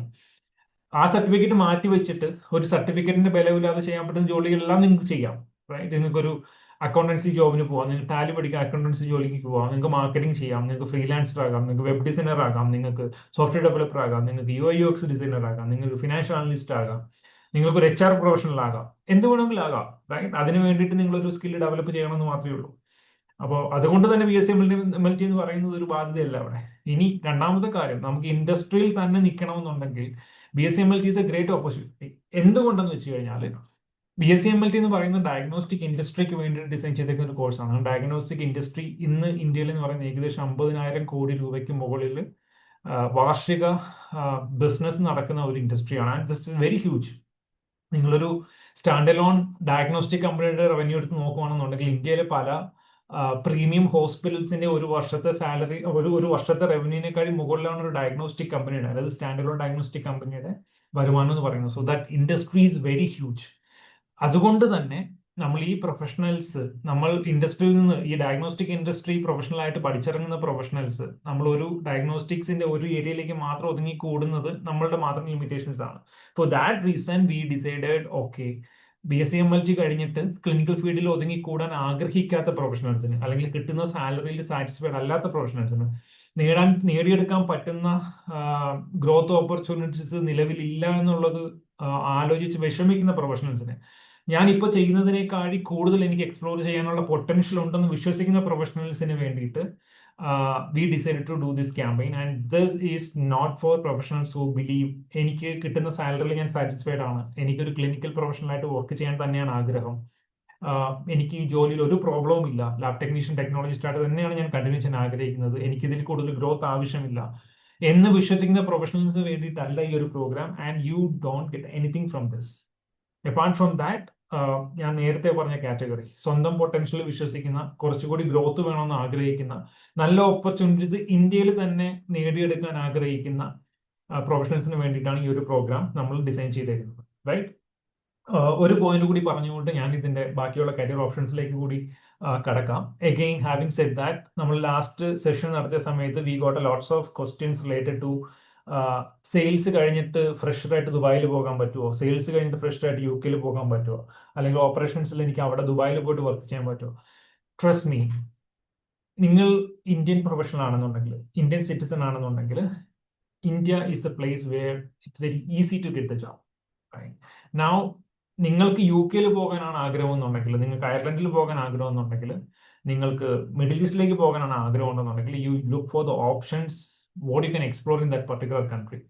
ഇന്ത്യയിലെ സിറ്റുവേഷൻസും ഈ രാജ്യങ്ങളിലെ സിറ്റുവേഷൻസ് ഒക്കെ ഇന്ത്യയിൽ ഡിഫറെന്റ് ആണ്. അപ്പൊ അതുകൊണ്ട് തന്നെ അതുമായി ബന്ധപ്പെട്ടുള്ള ഒരു കമന്റുകളും നമ്മൾ ഈ ഒരു സെഷനിൽ ഫോക്കസ് ചെയ്യുന്നുണ്ടായിരിക്കില്ല. മറിച്ച് നിങ്ങൾ ഇന്ത്യൻ സിറ്റിസൺ ആയിട്ടുള്ള ഒരു ഡയഗ്നോസ്റ്റിക് പ്രൊഫഷണൽ ആണെന്നുണ്ടെങ്കിൽ, നിങ്ങൾക്ക് ഇന്ത്യയിൽ നിങ്ങൾക്ക് വിദേശ രാജ്യങ്ങളിൽ നിന്ന് കിട്ടുന്ന സാലറിനേക്കാൾ ബെറ്റർ സാലറി ഇന്ത്യയിൽ വാങ്ങിച്ചുകൊണ്ട് ഇന്ത്യയിൽ ഒരു വളരെ സക്സസ്ഫുൾ ആയിട്ടുള്ള കരിയർ ഓപ്ഷൻസ് അല്ലെങ്കിൽ ഒരു പ്രൊഫഷണൽ കരിയർ ബിൽഡ് ചെയ്യാൻ സാധിക്കും എന്ന് വിശ്വസിക്കുന്ന പ്രൊഫഷണൽസിന് വേണ്ടി മാത്രമാണ് നമ്മൾ ഈ പ്രോഗ്രാം ഓപ്റ്റ് ചെയ്യുന്നത്. And this is only dedicated for people who wants to stay in India, live in India, and this is only for Indians. Okay. മറ്റുള്ള പ്രൊഫഷണൽസുമായി ബന്ധപ്പെട്ടിട്ടുള്ള ബാക്കി ഇവന്റ്സും ബാക്കി സെഷൻസും ഒക്കെ നമ്മൾ വരുന്ന ദിവസങ്ങളിൽ കണ്ടക്ട് ചെയ്യും. And we are not going to answer any questions or we are not going to address any questions related to how to go abroad. Okay. പക്ഷെ ഇതിനകത്ത് ഒരു ഒരു ഒരു ടേക്ക് കൂടിയുണ്ട്, ഞാൻ സെഷനിൽ അതിനെക്കുറിച്ച് ഡിസ്കസ് ചെയ്യാം. ഓക്കെ. സോ ഞാൻ ഈ പറഞ്ഞ ഓവർവ്യൂവിൽ നിന്നല്ലാണ്ട് നിങ്ങൾക്ക് വേറെ എന്തെങ്കിലും പ്രത്യേകിച്ച് അറിയണമെന്നുണ്ടെങ്കിൽ please let me know in the chat box and based on which I will customise for the discussions. ഇപ്പൊ നമ്മൾ ഏകദേശം ഒരു 30 മിനിറ്റ്സ് എടുത്തു. ഞാൻ അനദർ 30 to 45 മിനിറ്റ്സ് നമ്മൾ ഇത് വൈൻഡ് അപ്പ് ചെയ്യാം. Okay. So any specific area that you would like me to address other than this?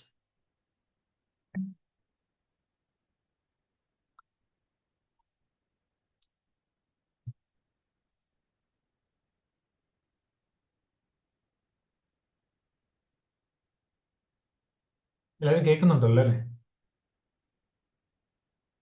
Everyone is silent.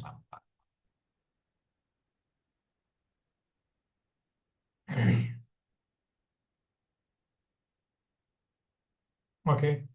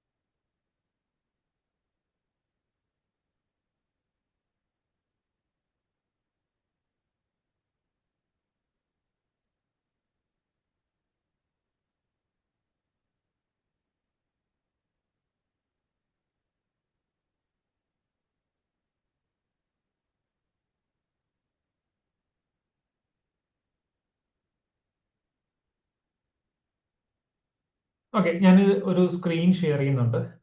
From this moment it is going to be very interact. I will be having questions and ഞാൻ അത് നിങ്ങളോട് തന്നെ ചോദിക്കാൻ ആഗ്രഹിക്കുന്ന ഒരു questions ആണ്. അപ്പോൾ അത് I am expecting response from you. അതല്ലെന്നുണ്ടെങ്കിൽ നമ്മൾ ഈ ഒരു സെഷൻ കൊണ്ട് പ്രത്യേകിച്ച് ബെനിഫിറ്റ് ഒന്നും ഉണ്ടായില്ല. Right. So now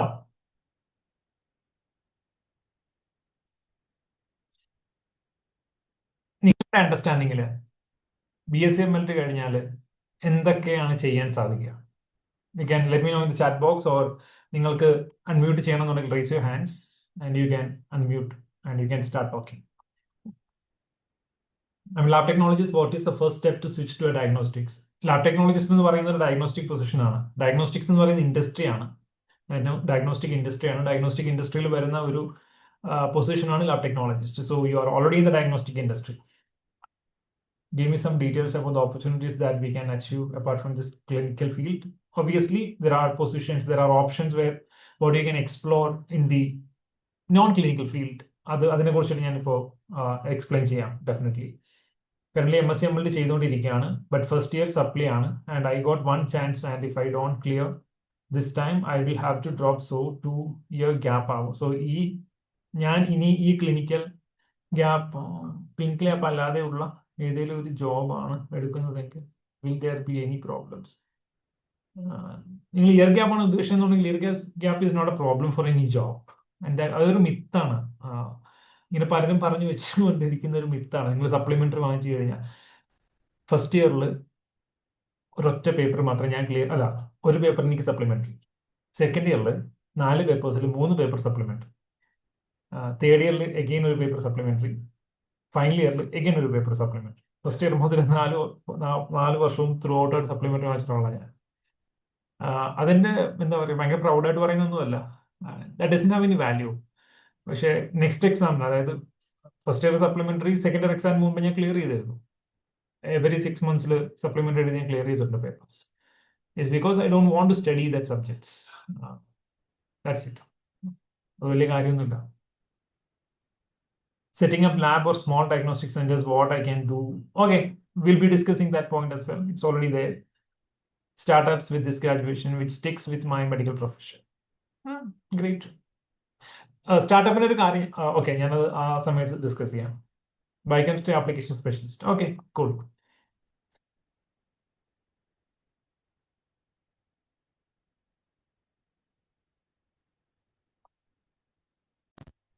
Okay, I hope you can see the screen here.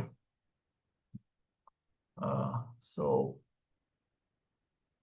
can everyone see this? നിങ്ങൾക്ക് വേണമെന്നുണ്ടെങ്കിലേ ഇതൊരു സ്ക്രീൻഷോട്ട് എടുത്ത് വയ്ക്കാം കേട്ടോ, if you want. അതിൻ്റെ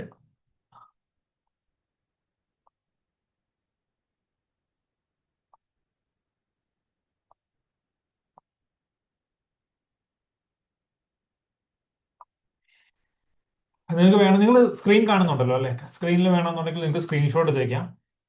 അപ്പോൾ വേണമെങ്കിൽ we can refer later. How can I change my designation from a lab technician to lab technologist? You have to start looking for lab technologist job, or you have to start talking to your employer. നിങ്ങൾ technician ജോബിൽ നിന്ന് technologist ജോബിലേക്ക് മാറുക. അതല്ലെന്നുണ്ടെങ്കിൽ നിങ്ങളുടെ എംപ്ലോയറിനെ കൊണ്ട് technician title technologist ടൈറ്റിലായിട്ട് മാറ്റുക. Non clinical ഓപ്പർച്യൂണിറ്റീസിനെ കുറിച്ച് ചെറിയ idea ആയി എങ്ങനെയാണ് ഇതിലേക്ക് സ്റ്റാർട്ട് ചെയ്യേണ്ടതെന്ന് മീറ്റിംഗിൽ എക്സ്പെക്ട് ചെയ്യുന്നു ഒബിയസ്ലി. പക്ഷേ ഇതിൽ നമുക്ക് എല്ലാ കാര്യങ്ങളും ഡിസ്കസ് ചെയ്യാൻ പറ്റത്തില്ല. ഇതൊരു ഓറിയന്റേഷൻ മീറ്റിംഗ് ആണ്. ഞാൻ പറഞ്ഞ പോലെ ഇതൊരു കണ്ടിന്യൂസ് സീരീസ് ആയിട്ട് പോകാൻ പോകുന്ന സെഷൻസ് ആണ്. നിങ്ങൾക്ക് ഒറ്റ ദിവസം കൊണ്ട് എല്ലാ കാര്യങ്ങളും പഠിക്കാൻ പറ്റില്ല. ദിസ് ഈസ് എന്നെ സംബന്ധിച്ചിടത്തോളം ഞാൻ കഴിഞ്ഞൊരു 10 വർഷം കൊണ്ട് പഠിച്ചെടുത്തൊരു കാര്യമാണ്. അപ്പോൾ വരും ദിവസങ്ങളിൽ നമ്മൾ ഇതിനെ ഓരോ സ്പെഷ്യാലിറ്റീസിനെ കുറിച്ചിട്ട് ഡിസ്കസ് ചെയ്യുന്നുണ്ടാവും separately. And in that call we will be talking end to end, and you will be interacting with people who already made success in that particular area. Say for example, ഇപ്പോൾ പ്രോഡക്റ്റിലാണെങ്കിലോ ഓപ്പറേഷൻസിലാണെങ്കിലോ സെയിൽസിലാണെങ്കിലോ quality അഷ്വറൻസിലാണെങ്കിലോ ഇനി entrepreneur ആയിട്ട് business start ചെയ്തവരാണെങ്കിലോ. So we will bring people, and മിക്കവാറും ഈ professional interactions ഒക്കെ ഓഫ്ലൈനായിട്ട് തന്നെ ആയിരിക്കും നടക്കുന്നത്. കാരണം ഓൺലൈനിൽ ഒട്ടുമിക്ക ആളുകളും വെറുതെ സൈലന്റ് ആണ്, ഇങ്ങനെ ആട്ടം കാണാൻ വേണ്ടി വന്നിരിക്കുന്ന ആളുകളാണ് കൂടുതൽ. അല്ലാത്ത ജെന്യൂനായിട്ട് സീരിയസ് ആയിട്ടുള്ള ആളുകളുണ്ട്, ഇല്ല എന്നല്ല പറയുന്ന, I respect dum, but still majority of them. ഇപ്പൊ നമ്മുടെ കമ്മ്യൂണിറ്റിയിലാണെങ്കിൽ പോലും 750 പേരുണ്ട്. ഇപ്പോൾ എത്രയാ 40 പീപ്പിൾസ് ആണ് നമ്മുടെ സെഷനിൽ ജോയിൻ ചെയ്തേക്കുന്നത്. Exactly 40 people. സോ അപ്പോൾ നമുക്ക് മനസ്സിലാവും, we are not expecting everyone will be ഇതിലേക്ക് ജോയിൻ ചെയ്യും എന്നുള്ളത്. പക്ഷെ ഫസ്റ്റ് സെഷനിൽ തന്നെ we could bring around 40 people. I was expecting നമുക്ക് അറൗണ്ട് 20 പേരെയാണ് നമ്മൾ എക്സ്പെക്ട് ചെയ്തത് സെഷനിലേക്ക്. ജോയിൻ ചെയ്യുന്നത്. 40 പേര് ജോയിൻ ചെയ്തു. It's a very good number. അപ്പോൾ ഓരോ ദിവസം കഴിയും തോറും നമ്മൾ ഇതിനെക്കുറിച്ചുള്ള അവയർനെസ് കൂടുതലായിട്ട് ബിൽഡ് ചെയ്ത് വരുമ്പോൾ you will get a complete idea about what it is. അപ്പോൾ ഇതൊരു it takes maybe 6 months or a year to build a complete idea and you come to the ecosystem. അപ്പോൾ ഇത് മാത്രമല്ല, ഇതിന്റെ ബാക്കിലായിട്ട് ഒരുപാട് options വരുന്നുണ്ട്, ഒരുപാട് opportunities നമ്മൾ ക്രിയേറ്റ് ചെയ്യുന്നുണ്ട്. So you will B part of it and keep watching it. Okay, so people were asking for the recorded session. Recorded session കണ്ടതുകൊണ്ട് you're not going to get anything, and we don't want anyone to watch any recorded sessions. And ഇത് നിങ്ങൾ 2 മണിക്കൂർ ഉണ്ടാവും ചിലപ്പോൾ ഈ session. ഈ 2 മണിക്കൂർ നിങ്ങൾ കൂടുതലിരുന്ന് കാണാൻ പോകുന്നില്ല. ഫാസ്റ്റ് ഫോർവേഡ് ചെയ്തിട്ട് 2x 5x 10x fast forward ചെയ്തുകൊണ്ടായിരിക്കും സാധനം കാണുന്നത്. So and there is no point that we give this recorded session for that. Definitely it's not there. ഇത് ലൈവ് സെഷൻ തന്നെയായിരിക്കും. ആ സമയത്ത് ജോയിൻ ചെയ്യുന്നവർക്ക് മാത്രമേ അത് അറ്റൻഡ് ചെയ്യാൻ പറ്റുകയുള്ളൂ. ആൻഡ് ഇതെല്ലാം ചെയ്യുന്നത് ഒരു പർപ്പസിന് വേണ്ടിയിട്ടാണ്. Okay, keeping everything apart, we are getting into the first session. Okay, നമുക്ക് അറിയുന്നത് പോലെ BSML കഴിഞ്ഞു കഴിഞ്ഞാൽ നമുക്ക് എക്സ്പ്ലോർ ചെയ്യുന്ന ട്രഡീഷണൽ ഓപ്പർച്യൂണിറ്റീസ് ഉണ്ട്, അതുപോലെ തന്നെ അൺട്രഡീഷണൽ ആയിട്ടുള്ള ഓപ്പർച്യൂണിറ്റീസ് ഉണ്ട്. നമ്മൾ ഫസ്റ്റ് ഓപ്ഷൻ നോക്കുകയാണെന്നുണ്ടെങ്കിൽ വി നോ ദാറ്റ്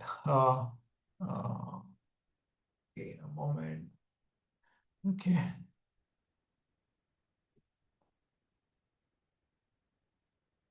ഇതിനെക്കുറിച്ചിട്ട് കൂടുതൽ ഡിസ്കസ് ചെയ്യേണ്ട ആവശ്യമുണ്ടെന്ന് എനിക്ക് തോന്നുന്നില്ല. ഡെഫിനറ്റ്ലി ഇതൊരു എന്താ പറയുക, ഒരു ക്ലിനിക്കൽ ജോബാണ്. BSML കഴിഞ്ഞു കഴിഞ്ഞാൽ നമ്മൾ ഫസ്റ്റ് എക്സ്പ്ലോർ ചെയ്യുന്നത് തന്നെ ക്ലിനിക്കൽ ജോബാണ്. അപ്പോൾ BSML കഴിയുന്നു, നമ്മളെല്ലാവരും പോയി ക്ലിനിക്കൽ ജോബ് ചൂസ് ചെയ്യുന്നു, right? And that is what you can see here.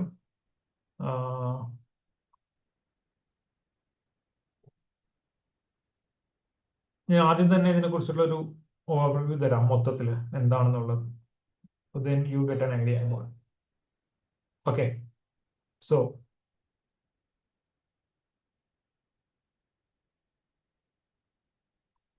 നമുക്ക് BSML ഗ്രാജുവേഷൻ കഴിഞ്ഞു കഴിഞ്ഞാൽ ഫസ്റ്റ് ഓപ്റ്റ് ചെയ്യാൻ പറ്റുന്നത് ഒബിയസ്ലി ഒരു ക്ലിനിക്കൽ ജോബ് തന്നെയാണ്, റൈറ്റ്? നമുക്ക് അതാണ് ഏറ്റവും ഈസി ആക്സസബിൾ ആയിട്ടുള്ളത്. അത് തന്നെയാണ് നമുക്ക് ഏറ്റവും കൂടുതൽ അറിയാവുന്നത്. അപ്പൊ അതുകൊണ്ട് തന്നെ എല്ലാവരും ഫസ്റ്റ് ക്ലിനിക്കൽ ജോബിലേക്ക് പോകും. ക്ലിനിക്കൽ ഡയഗ്നോസ്റ്റിക്സ് എന്ന് പറയുന്നത് തന്നെ ഒരു സ്പെഷ്യൽ ഡിപ്പാർട്ട്മെന്റ് ആണ്. അപ്പൊ ക്ലിനിക്കൽ ഡയഗ്നോസ്റ്റിക്സിൽ എന്താ നടക്കുന്നതെന്ന് വെച്ച് കഴിഞ്ഞാൽ ഡിസീസ് ഡയഗ്നോസിസ് ആണ് നടക്കുന്നത്. അതിൽ ലബോറട്ടറി ഡയഗ്നോസിസ് ഉണ്ട്, റേഡിയോളജി ഡയഗ്നോസിസ് ഉണ്ട്, ജീനോമിക്സ് ഉണ്ട്, ക്ലിനിക്കൽ ജീനോമിക് സെഷൻസ് ഉണ്ട്. അപ്പോൾ ജീനോമിക്സിന് ക്ലിനിക്കൽ ജീനോമിക്സ് തന്നെയാണ് നമ്മൾ പൊതുവെ പറയുന്നത്, ഡയഗ്നോസ്റ്റിക്സ് എന്ന് നമ്മൾ കമ്പൈൻ ചെയ്ത് പറയാറില്ല. എങ്കിലും ജീനോമിക്സിനുള്ളിൽ തന്നെ 2 സെഗ്മെന്റ് വരുന്നുണ്ട്, റിസർച്ച് വരുന്നുണ്ട്, ഡയഗ്നോസ്റ്റിക്സ് വരുന്നുണ്ട്. അപ്പോൾ ക്ലിനിക്കൽ ഡയഗ്നോസിസ്, ക്ലിനിക്കൽ അസുഖങ്ങളുടെ ഡയഗ്നോസിസിനെയാണ് നമ്മൾ ക്ലിനിക്കൽ ഡയഗ്നോസിസ് എന്ന് പറയുന്നത്, അല്ലെങ്കിൽ അസുഖങ്ങളെ ക്ലിനിക്കൽ ഡയഗ്നോസിസ് ചെയ്യുന്നതിനെ ഏരിയനെയാണ് ക്ലിനിക്കൽ ഡയഗ്നോസിസ് എന്ന് പറയുക. It's very simple. അതിനുള്ളിൽ തന്നെ നമുക്ക് 3 കാറ്റഗറീസ് ഓഫ് ജോബ് ടൈപ്പ് വരുന്നുണ്ട്. ഒന്നാമത്തത് ക്ലിനിക്കൽ ജോബ്സ്. നമുക്കറിയാം എന്താണ്, BSML കഴിയുന്നു, ട്രെയിനി ആയിട്ട് പോകുന്നു. BSML കഴിയുന്നു, ലാബ് ടെക്നീഷ്യൻ ആയിട്ട് പോകുന്നു. BSML കഴിയുന്നു, ലാബ് ടെക്നോളജിസ്റ്റ് ആയിട്ട് പോകുന്നു. And this is one of the most, ഒരു 80% ആൾക്കാരും ഓപ്റ്റ് ചെയ്യുന്ന ഒരു കരിയർ ഓപ്ഷനാണ് clinical jobs, right? Technician, trainee or intern, whatever it may be, then technician and technologist. I'm completely against this. 5 വർഷം അല്ലെങ്കിൽ 4 വർഷം BSML കഴിഞ്ഞിട്ട് 10,000 അവേഴ്സ് പഠിച്ചിട്ട് ഇത്രയും എന്താ പറയാ തിയററ്റിക്കൽ പ്രാക്ടിക്കൽ അണ്ടർസ്റ്റാൻഡിംഗ് ആയിട്ട് പുറത്തോട്ട് വന്നിട്ട് പല ആളുകളും പല ചെറുകിട ലാബുകളിലും പോയിട്ട് ട്രെയിനിയായിട്ട് അറ്റൻഡ് ചെയ്യുന്നുണ്ട്. അതായത് നിങ്ങളുടെ കോളേജിന്റെ പോലും കോളേജ് ലാബിന്റെ പോലും ക്വാളിറ്റി ഇല്ലാത്ത ലാബുകളിൽ പോയിട്ട് ട്രെയിനി ആയിട്ട് വർക്ക് ചെയ്യുന്നുണ്ട്. And this is very sad. എനിക്ക് ഇത്തരത്തിലുള്ള ആൾക്കാരോട് സിമ്പതി ഒന്നുമില്ല. ആൻഡ് എപ്പോഴും പറയുന്ന ഒരു കാര്യം എന്ന് പറയുന്നത് വേക്കൻസി ഇല്ല എന്നുള്ളതാണ്. സോ അതൊരു എക്സ്ക്യൂസ് ആണ്. വേക്കൻസി എന്ന് പറയുന്നത് ചിലപ്പോൾ ഇതിനായിരിക്കും വേക്കൻസി ഇല്ലാത്ത. ഇതിന് വേക്കൻസി ഇല്ല എന്ന് പറയുന്നത് എവിടെയാണ്? നമ്മളുടെ വീടിന് തൊട്ടടുത്തുള്ളൊരു ലാബിലായിരിക്കും, റൈറ്റ്? അപ്പോ അതുകൊണ്ട് പ്രത്യേകിച്ച് സിമ്പതി ഒന്നും എനിക്ക് ഈ കാര്യത്തിൽ തോന്നാറില്ല. ഓപ്ഷൻസ് നമ്മൾ തേടി പോകണം എന്നുള്ളതാണ്, നമ്മളെ തേടി ഓപ്ഷൻസ് വരില്ല. രണ്ടാമത്തെ കാര്യം എന്ന് പറയുന്നത്, അല്ലെങ്കിൽ രണ്ടാമത്തെ ഒരു ഏരിയ എന്ന് പറയുന്നതാണ് നോൺ ക്ലിനിക്കൽ ജോബ്സ്. ഈ നോൺ ക്ലിനിക്കൽ ജോബ്സ് എന്ന് പറയുന്നത് റെസ്പോൺസിബിലിറ്റി ആണ് നമ്മൾ ഉദ്ദേശിക്കുന്നത് നോൺ ക്ലിനിക്കൽ ആണ്. ഞാൻ നേരത്തെ പറഞ്ഞ പോലെ ഇത് ക്ലിനിക്കൽ ഡയഗ്നോസിനകത്തുള്ളിൽ വരുന്ന ക്ലിനിക്കൽ ഡയഗ്നോസ്റ്റിക്സ് എന്ന് പറയുന്ന ഒരു സെഗ്മെന്റിനുള്ളിൽ തന്നെ വരുന്ന ഡിഫറെന്റ് ടൈപ്സ് ഓഫ് ജോബ്സ് ആണെന്ന് മാത്രം. ഫസ്റ്റ് വരുന്ന ക്ലിനിക്കൽ ജോബ്സ്, ഇവിടെ നമ്മൾ പേഷ്യന്റ് സാമ്പിൾസ് ആണ് ഹാൻഡിൽ ചെയ്യുന്നത്, ക്ലിനിക്കൽ ഡയഗ്നോസിസ് ആണ് ഹാൻഡിൽ ചെയ്യുന്നത്. എങ്കിൽ തന്നെയും അതിനുശേഷം വരുന്ന അല്ലെങ്കിൽ അതിന്റെ കൂടെ തന്നെ നമുക്ക് എടുത്തു പറയേണ്ടുന്ന ഒരു സെഗ്മെന്റ് ആണ് നോൺ ക്ലിനിക്കൽ ജോബ്സ്. ഈ നോൺ ക്ലിനിക്കൽ ജോബ്സിലാണ് operations management, sales management, product management, quality assurance. And these are the 4 top options, top career options what we suggest for BSc MLT professionals, right? I'll tell you why. ഇപ്പൊ വരുന്ന ദിവസങ്ങളിൽ ഇതിനെ കുറിച്ചിട്ടൊക്കെ detailed ആയിട്ടുള്ള sessions ഉണ്ടാവും ഈ 4 സെഗ്മെന്റിനെ കുറിച്ചിട്ട്. അപ്പോൾ ഇതിൽ നിന്ന് നിങ്ങൾക്ക് കൂടുതൽ കാര്യങ്ങൾ മനസ്സിലാവും ഇത് എങ്ങനെയാണ് ഫംഗ്ഷൻ ചെയ്യുന്ന കാര്യങ്ങളൊക്കെ. But I will give you an overview. ഇവിടെ ഓപ്പറേഷൻസ് മാനേജ്മെന്റ്, ഓപ്പറേഷൻസ് എന്നതുകൊണ്ട് നിങ്ങൾക്ക് എന്താണ് അർത്ഥമാക്കുന്നത്? ഇപ്പോൾ ഓപ്പറേഷൻസ് എന്ന് കണ്ടു കഴിഞ്ഞാൽ ഒബിയസ്ലി ഇത് ഡയഗ്നോസ്റ്റിക്സിൽ തന്നെയാണ്. ഡയഗ്നോസ്റ്റിക്സിൽ ഓപ്പറേഷൻസ് എന്നതുകൊണ്ട് നിങ്ങൾക്ക് എന്താണ് മനസ്സിലാകുന്നത്? Let me know in the chat or you can start talking. What do you understand about operations? ഞാനിത് കഴിഞ്ഞ സെഷനിലൊക്കെ പറഞ്ഞിട്ടുള്ളതാണ്, ഡീറ്റെയിൽ ആയിട്ട് പറഞ്ഞിട്ടുള്ളതാണ്. സോ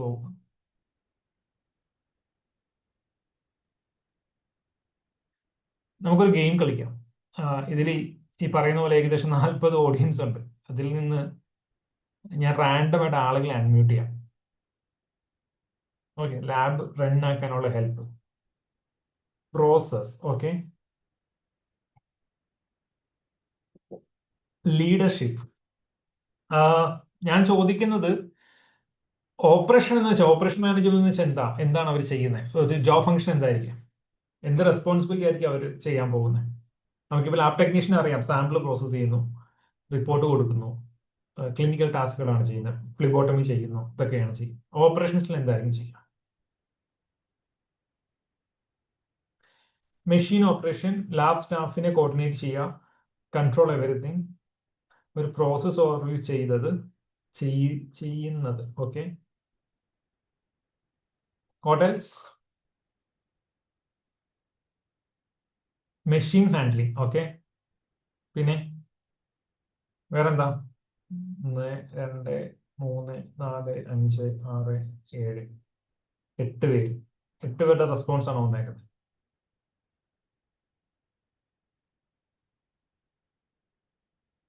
നിങ്ങൾക്ക് എന്റെ വർത്താനം കേൾക്കുമ്പോൾ ചിലപ്പോൾ ഒരു ഫ്യൂഡൽ മാഡംബിയുടെ ഒരു ഇതുപോലെയൊക്കെ തോന്നും കേട്ടോ. ഇത് കുറച്ചുകൂടി നിങ്ങളുടെ ഇൻവോൾവ്മെന്റ് ഇറ്റ്സ് വെരി ഇമ്പോർട്ടൻറ്റ്. അത് ഇല്ലെന്നുണ്ടെങ്കിൽ പിന്നെ നമ്മൾ ഇത് ചെയ്തത് കൊണ്ട് കാര്യമില്ല, ഒരു കാര്യമില്ല. അപ്പൊ അതുകൊണ്ട് മാത്രമാണ് കുറച്ചുകൂടി ഞാനിങ്ങനെ ഡിമാൻഡ് ചെയ്യുന്നത് കാര്യങ്ങൾ. Okay, great. Supervising, systematic support, planning, organising, controlling workflow, overall lab procedure handling, complete lab operation control, ലാബിന്റെ പ്രോസസ്സ് പ്രോപ്പർ ആണോ എന്ന് അസസ് ചെയ്യുന്നത്, overview of the laboratory operations. ഞാനൊരു സിമ്പിൾ വേർഡിൽ പറയുകയാണെങ്കിൽ, ഒറ്റ സിമ്പിൾ വേർഡിൽ, ഒരു ലബോറട്ടറി ഓപ്പറേറ്റ് ചെയ്യുന്നത് ഒരു പ്രോപ്പർ SOPയുടെ കീഴിലായിരിക്കും. റൈറ്റ്, SOP ഉണ്ടാവും, പോളിസീസ് ഉണ്ടാവും. റൈറ്റ്, ഇതിന്റെ കംപ്ലൈൻറ്റ്സ്, അതായത് ഒരു ലാബില് ഏതൊക്കെ ടെസ്റ്റ് ചെയ്തിട്ടുണ്ടെന്നുണ്ടെങ്കിലും, എത്രയൊക്കെ സ്റ്റാഫ് ഉണ്ടെന്ന് പറഞ്ഞാലും, എത്രയൊക്കെ ഡിപ്പാർട്ട്മെന്റുകൾ ഉണ്ടെന്നുണ്ടെങ്കിലും, ആ ലാബിന്റെ complete functioning the operation professional has to ensure. ഏത് ഏരിയ ആയിക്കോട്ടെ. ഇപ്പൊ നമുക്ക് എന്തൊക്കെയുണ്ട്? സ്റ്റാഫിനെ ഹയർ ചെയ്യണം, ഹയർ ചെയ്ത് കഴിഞ്ഞാൽ നമുക്ക് സ്റ്റാഫിനെ ഡിപ്ലോയ് ചെയ്യണം, ട്രെയിനിങ് ചെയ്യണം, ഇക്വിപ്മെന്റ്സ് പർച്ചേസ് ചെയ്യണം, അതിൻ്റെ ഫസ്റ്റ് വാലിഡേഷൻസ്, ക്വാളിറ്റി കൺട്രോൾ, ഇതെല്ലാം ചെയ്ത് മെഷീൻ ഓപ്പറേറ്റിംഗ് ആക്കണം. മെഷീൻ ഫങ്ഷൻ ചെയ്യണമെങ്കിൽ റിയേജന്റ് വേണം, റിയേജന്റ് പർച്ചേസ് ചെയ്യണം, മാനേജ് ചെയ്യണം. നമുക്ക് റിയേജന്റ് എക്സ്പയറി നോക്കി അത് മാനേജ് ചെയ്തുകൊണ്ടിരിക്കണം. എക്സ്പയർ ആയ റിയേജൻസ് നമുക്ക് യൂസ് ചെയ്യാൻ പാടില്ല. Right, and some institutions even salary is also being attendance management is also being handled by the laboratory operation professionals. In interdepartmental coordination, അതായത് ഇപ്പോൾ ഒരു 4 ഡിപ്പാർട്ട്മെന്റ് ഉള്ള ഹോസ്പിറ്റൽ ആണെന്നുണ്ടെങ്കിൽ ഒരു സാമ്പിൾ തന്നെ നമ്മൾ പല ഡിപ്പാർട്ട്മെന്റിലേക്ക് പോകുന്നുണ്ടാവും. Right, haematology sample goes to EDT sample goes to, ഇപ്പോൾ CBC ചെയ്യാനുള്ള സാമ്പിൾ ആണെന്നുണ്ടെങ്കിൽ it goes to the haematology. അത് കഴിയേണ്ട ആ സെയിം സാമ്പിൾ നമുക്ക് HbA1cക്ക് ബയോകെമിസ്ട്രിയിലേക്ക് ചിലപ്പോൾ പോകേണ്ടി വരും. റൈറ്റ്. സോ അതിന്റെ കോർഡിനേഷൻ, അപ്പൊ ഇതൊരു പ്രോസസ് ഫ്ലോ ഉണ്ടാവും. Right. So the operation management professional is ensuring 100% compliance with the policies and the SOPs. എങ്ങനെയാണോ ഒരു ലാബ് പ്രോപ്പറായിട്ട് ഫങ്ഷൻ ചെയ്യേണ്ടത് അതിനെ എൻഷുർ ചെയ്യുന്ന ഒരു ഡിപ്പാർട്ട്മെന്റ് ആയിരിക്കും operations department. Now you tell me, നിങ്ങൾ 5 വർഷം അല്ലെങ്കിൽ 4 വർഷം ഡയഗ്നോസ്റ്റിക്സിൽ നിന്ന് പഠിച്ചത് ഒരു ലബോറട്ടറിയുടെ ഓപ്പറേഷൻസ് മാനേജ്മെന്റിലേക്ക് നിങ്ങൾക്ക് ട്രാൻസിറ്റ് ചെയ്യാനുള്ള നോളജ് കിട്ടിയിട്ടില്ലേ? It's a very straightforward question. Right. 4 വർഷം നിങ്ങൾ പഠിച്ചത് സാമ്പിൾ മെഷീനിൽ കൊടുത്ത് മെഷീൻ റീഡിംഗ് എടുക്കാൻ വേണ്ടി മാത്രമാണോ? റൈറ്റ്. ഇനി ഗ്രാജുവേഷൻ കഴിഞ്ഞിറങ്ങുന്ന എല്ലാവർക്കും ഈ ഓപ്പറേഷൻസ് പൊസിഷൻ എന്ന് പറയുന്ന കാര്യം സ്യൂട്ടബിൾ ആയിരിക്കത്തില്ല. എന്തുകൊണ്ടെന്ന് വെച്ച് കഴിഞ്ഞാൽ ലബോറട്ടറി ഓപ്പറേഷനിൽ നമുക്ക് പ്രൈമറിലി കുറച്ചധികം സ്കിൽസ് വേണം. So now my next question is, എന്തായിരിക്കും ഓപ്പറേഷൻസ് ഹാൻഡിൽ ചെയ്യാൻ വേണ്ടിയിട്ടുള്ള ബേസിക് സ്കിൽസ്? ഏറ്റവും നമ്പർ 1 എന്ന് പറയുന്നത്, നിങ്ങൾക്ക് ഡയഗ്നോസ്റ്റിക്സിനെ കുറിച്ചിട്ട് കൃത്യമായിട്ടൊരു അക്കാഡമിക് ബാക്ക്ഗ്രൗണ്ട് ഉണ്ടാകണം. ഓരോ ഡിപ്പാർട്ട്മെന്റുകളെയും കുറിച്ചിട്ട്, ഓരോ ഫങ്ഷൻസിനെയും കുറിച്ചിട്ട് കൃത്യമായിട്ടുള്ള അക്കാഡമിക് നോളജ് നിങ്ങൾക്ക് ഉണ്ടെന്നുണ്ടെങ്കിൽ U can B A most effective operations professional. Can be A manager or can be N executive, what ever may be the designation. പക്ഷെ ഒരു ഓപ്പറേഷണൽ പ്രൊഫഷണൽ ആയിട്ട് ഇരിക്കാം. പക്ഷേ എന്തായിരിക്കും നിങ്ങളുടെ ഫൗണ്ടേഷണൽ സ്കിൽസ്? ഇപ്പൊ നമുക്കറിയാം കമ്മ്യൂണിക്കേഷൻ സ്കില്ലുണ്ട്, ലീഡർഷിപ്പ് സ്കിൽസ് ഉണ്ട്, അങ്ങനെ കുറെ സ്കില്ലുകളുണ്ട് അല്ലേ? ഈ സ്കില്ലുകളിൽ ഏത് സ്കില്ലായിരിക്കും നിങ്ങൾക്ക് ഓപ്പറേഷൻസ് മാനേജ് ചെയ്യാൻ വേണ്ടിയിട്ട് ഇവിടെ ആവശ്യമായിട്ടുള്ളത് എന്നുള്ളത് what is your understanding? Leadership, problem solving, okay okay. Observation skill, okay. Management skill, leadership skill, problem solving skill, decision making skill, okay.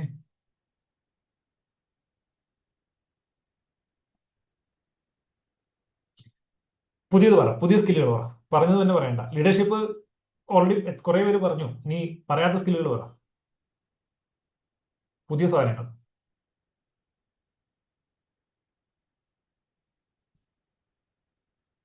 ഞാൻ സിമ്പിൾ കാര്യം പറയട്ടെ.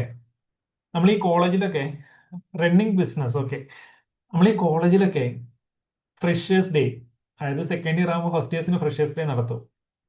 പിന്നെ ക്രിസ്മസ് സെലിബ്രേഷൻ, ഓണം സെലിബ്രേഷൻ,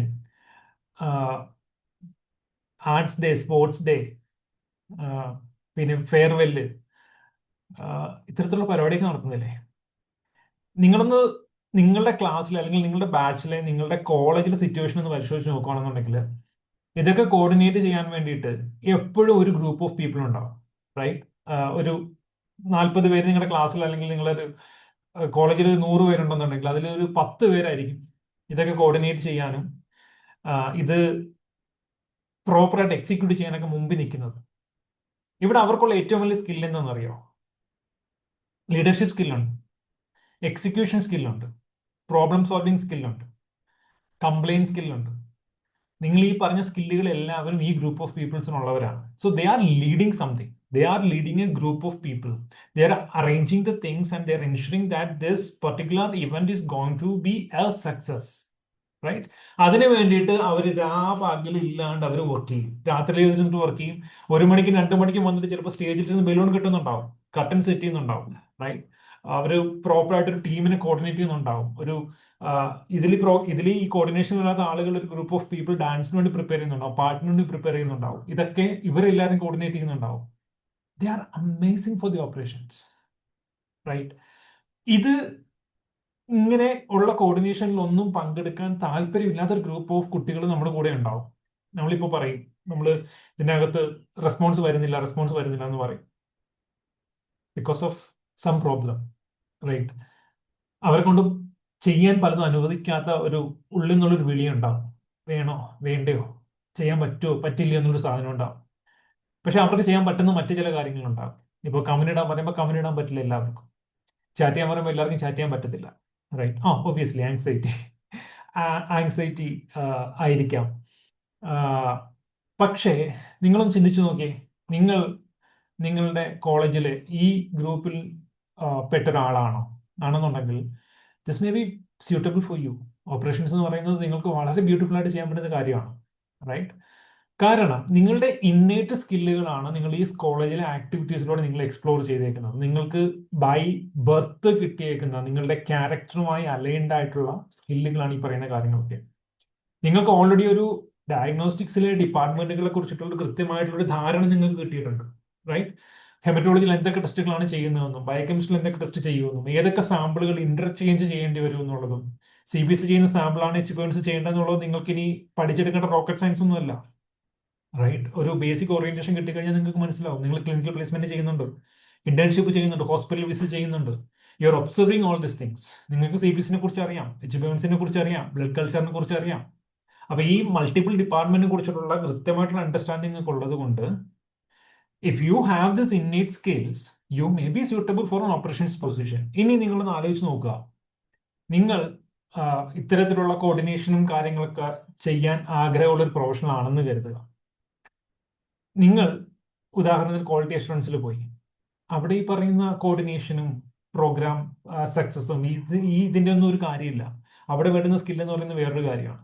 അപ്പൊ നിങ്ങൾക്ക് നിങ്ങളുടെ ഈ ഇന്നേറ്റ് സ്കില്ലുകൾ വേണ്ടാത്ത ഒരു പൊസിഷനിലേക്ക് നിങ്ങൾ പോയി പ്ലേസ്ഡ് ആയി കഴിയുമ്പോൾ സ്വാഭാവികമായും എന്ത് സംഭവിക്കുന്നത് വെച്ച് കഴിഞ്ഞാൽ നിങ്ങളുടെ പൊതുവേ ഉള്ള നേച്ചറിനെ നിങ്ങൾ ഒരു ബാഗിനകത്തിട്ട് കൊന്ന് കൊലവിളിച്ച് സിപ്പിട്ട് പൂട്ടി കട്ടലിനടി വെച്ചേക്കുന്ന അവസ്ഥയാണ്. മനസ്സിലായില്ലേ? ഇനി നിങ്ങൾ ചെയ്യാൻ പോകുന്നതെല്ലാം മെക്കാനിക്കലാണ്. കാരണം നിങ്ങൾക്ക് ചെയ്യാൻ ആഗ്രഹമുള്ള ഒരു കാര്യമായിരിക്കും ഒരുപക്ഷെ നിങ്ങൾ ചെയ്തുകൊണ്ടിരിക്കുന്നത്, ഏതൊരു പ്രൊഫഷൻ ആണെന്നുണ്ടെങ്കിൽ. അപ്പൊ നമുക്ക് ചെയ്യാൻ ഇഷ്ടമുള്ള ഒരു കാര്യം ഏതാണെന്ന് ഐഡന്റിഫൈ ചെയ്യുകയാണെന്നുണ്ടെങ്കിൽ അതുമായിട്ട് അലൈൻഡ് ആയിട്ടുള്ള റെസ്പോൺസിബിലിറ്റീസ് കൂടുതൽ കൈകാര്യം ചെയ്യാൻ സാധിക്കുകയാണെന്നുണ്ടെങ്കിൽ നിങ്ങൾ എക്സ്പെക്ട് ചെയ്യുന്നതിൽ ഒരുപക്ഷെ 100x-ലോ 200x-ലോ ഒരു 100 ഇരട്ടി അല്ലെങ്കിൽ 200 ഇരട്ടി പെർഫോമൻസ് നിങ്ങൾക്ക് എക്സ്പ്ലോർ ചെയ്യാൻ പറ്റും. അതുകൊണ്ട് തന്നെ അതിൽ നിന്ന് വരുന്ന റിസൾട്ട് എന്ന് പറയുന്നത് തന്നെ വളരെ വലുതായിരിക്കും. ഇനി ഇത്തരത്തിലുള്ള ക്വാളിറ്റി ഉള്ള ആളാണെന്നുണ്ടെങ്കിൽ നിങ്ങൾ ക്ലിനിക്കൽ ജോബിൽ വർക്ക് ചെയ്യുകയാണെന്നുണ്ടെങ്കിൽ നിങ്ങൾക്ക് അവിടുത്തെ ലബോറട്ടറി ഓപ്പറേഷൻസ്, നിങ്ങളിപ്പോൾ ലാബ് ടെക്നീഷ്യനായിട്ട് ടെക്നോളജിസ്റ്റായിട്ട് വർക്ക് ചെയ്തുകൊണ്ടിരിക്കുകയാണെന്നുണ്ടെങ്കിൽ അവിടുത്തെ ലബോറട്ടറി ഓപ്പറേഷൻസ് എങ്ങനെയാണെന്ന് കൃത്യമായിട്ട് പഠിക്കാൻ ശ്രമിക്കുക. അത് ഒന്നുകിൽ അവിടെ ഒരു ലബോറട്ടറി പ്രൊഫഷണൽ ഓപ്പറേഷൻസ് പ്രൊഫഷണൽ ഉണ്ടെന്നുണ്ടെങ്കിൽ അവരുടെ കൂടെ നിന്ന് പഠിക്കുകയോ, അതല്ലെന്നുണ്ടെങ്കിൽ നിങ്ങൾക്ക് അവിടുത്തെ ഞാൻ ഈ പറയുന്ന കാര്യങ്ങൾ, എങ്ങനെയാണ് അവിടുത്തെ റിയേജന്റ് പർച്ചേസ് നടക്കുന്നത്, എങ്ങനെയാണ് റിയേജന്റ് അലോക്കേഷൻ നടക്കുന്നത്, മെഷീൻസ് എങ്ങനെയാണ് പ്രൊക്യൂർ ചെയ്യുന്നത്, മെഷീൻസിന്റെ വാലിഡേഷൻ എങ്ങനെയാണ്, QC എങ്ങനെയാണ് മാനേജ് ചെയ്യുന്നത്, സ്റ്റാഫ് റോട്ട് എങ്ങനെയാണ് മാനേജ് റൊട്ടേഷൻ, സ്റ്റാഫിന്റെ ഡ്യൂട്ടി റോട്ട് എങ്ങനെയാണ് മാനേജ് ചെയ്യുന്നത്, സാമ്പിളിന്റെ മൂവ്മെന്റ് എങ്ങനെയാണ് മാനേജ് ചെയ്യുന്നത്, ഏതൊക്കെ രജിസ്റ്ററുകളാണ് അവിടെ കീപ്പ് ചെയ്യുന്നത്, ഏതൊക്കെ പോളിസീസ് ആണ് അവിടെ കീപ്പ് ചെയ്യുന്നത്, ഏതൊക്കെ റെക്കോർഡ്സ് ആണ് അവിടെ കീപ്പ് ചെയ്യുന്നത്, SOP എങ്ങനെയാണ് പ്രിപ്പയർ ചെയ്യുന്നത്, റൈറ്റ്? ഇത്തരത്തിലുള്ള ഡയഗ്നോസ്റ്റിക്കുമായി ബന്ധപ്പെട്ടിട്ടുള്ള ഫണ്ടമെന്റൽ ഓപ്പറേഷണൽ റെസ്പോൺസിബിലിറ്റീസ് നിങ്ങൾ ആ പൊസിഷനിൽ ഇരുന്നു കൊണ്ട് തന്നെ പഠിക്കുകയാണെന്നുണ്ടെങ്കിൽ, നിങ്ങൾക്ക് അത് ചെയ്യാൻ നിങ്ങൾ കേപ്പബിൾ ആണെന്ന് നിങ്ങൾക്കൊരു വിശ്വാസം ഉണ്ടെന്നുണ്ടെങ്കിൽ then you start looking for operations executive positions in diagnostic companies, right? അതിന് വേണ്ടിയിട്ട് നിങ്ങൾക്ക് ഡയഗ്നോസ്റ്റിക് കമ്പനികളുടെ ലിങ്ക്ഡിൻ പേജുകൾ വിസിറ്റ് ചെയ്യാം. അവിടെ പോസ്റ്റുകൾ ഓപ്പൺ ചെയ്തിട്ടുണ്ടാവും. അതല്ലെന്നുണ്ടെങ്കിൽ ലിങ്ക്ഡിനിൽ വിസിറ്റ് ചെയ്ത് ഡയഗ്നോസ്റ്റിക് കമ്പനിയുടെ പേജിൽ പോയി കഴിഞ്ഞാൽ അവിടെ ഓപ്പറേഷനിൽ വർക്ക് ചെയ്യുന്ന പ്രൊഫഷണൽസിനെ നിങ്ങൾക്ക് കാണാൻ സാധിക്കും. Connect with them, send a message, polite message to them. Don't worry, ഞാൻ ഈ പറയുന്നത് ഭയങ്കര കോംപ്ലക്സ് ആയിട്ട് നിങ്ങൾക്ക് ഇപ്പോൾ ഫീൽ ചെയ്യും. ഓൺ ഗോയിങ്ങിൽ നമ്മൾ ഇതിനെ കുറിച്ചിട്ടൊക്കെ ഡീറ്റെയിൽ ആയിട്ട് നിങ്ങൾക്കൊരു അവയർനെസ് അല്ലെങ്കിൽ നിങ്ങളെ കൊണ്ട് ഇത് ചെയ്യിപ്പിക്കും. നിങ്ങളെ കൊണ്ട് അക്കൗണ്ട് എടുപ്പിച്ച് നിങ്ങളെ കൊണ്ട് ഡയഗ്നോസ്റ്റിക് കമ്പനിയുടെ പേജിൽ പോയി കണക്ട് ചെയ്യിച്ച് റിക്വസ്റ്റ് ചെയ്യിച്ച് ഈ പരിപാടിയൊക്കെ നമ്മൾ ചെയ്യിക്കും. So stay tuned, it's just a starting. ഇതൊരു ഒരു വീടിന്റെ കല്ലിടിയിൽ മാത്രമാണ് ഇപ്പൊ ചെയ്തുകൊണ്ടിരിക്കുന്നത്, റൈറ്റ്? അപ്പോൾ കല്ലിടിയിലല്ല, ഒരു വാരം കോരലാണ്. അപ്പോൾ നിങ്ങൾ അതിൽ പോയിട്ട് അവരോട് കണക്ട് ചെയ്യാം. So you can connect with them and ask them, do you have any vacancy in this company for this operations position? ഉണ്ടെന്നുണ്ടെങ്കിൽ ask them if they can refer your CV to the recruitment manager. Recommend ചെയ്യുക എന്ന് പറയുന്നത് ഈ പറയുന്ന എൻ്റെ front ഉണ്ട് അവന് ജോലി കൊടുക്കണമെന്നല്ല ഒരിക്കലും ചെയ്യുക, മറിച്ച് അത് നിങ്ങളുടെ CV അവരിലേക്ക് കൊടുക്കും. ഇന്റർവ്യൂ കോൾ നിങ്ങൾക്ക് വരും. ദെൻ ഇന്റർവ്യൂ സമയത്ത് ദേ will ask U fundamental questions. അപ്പോ quotations I'll talk about it. That's the fourth point. You can see quotations കുറിച്ച് പറയാം. അപ്പോൾ ആ പൊസിഷനിലോട്ട് ഇന്റർവ്യൂ കോൾ കിട്ടുവാണെന്നുണ്ടെങ്കിൽ they will ask you the fundamental question because that's an entry level position. Fundamental questions ചോദിച്ച് നിങ്ങൾ clear ചെയ്ത് കഴിഞ്ഞാൽ നിങ്ങൾ അവിടെ ചെന്നാൽ നിങ്ങൾക്ക് പ്രോപ്പറായിട്ട് ട്രെയിനിങ് കിട്ടും.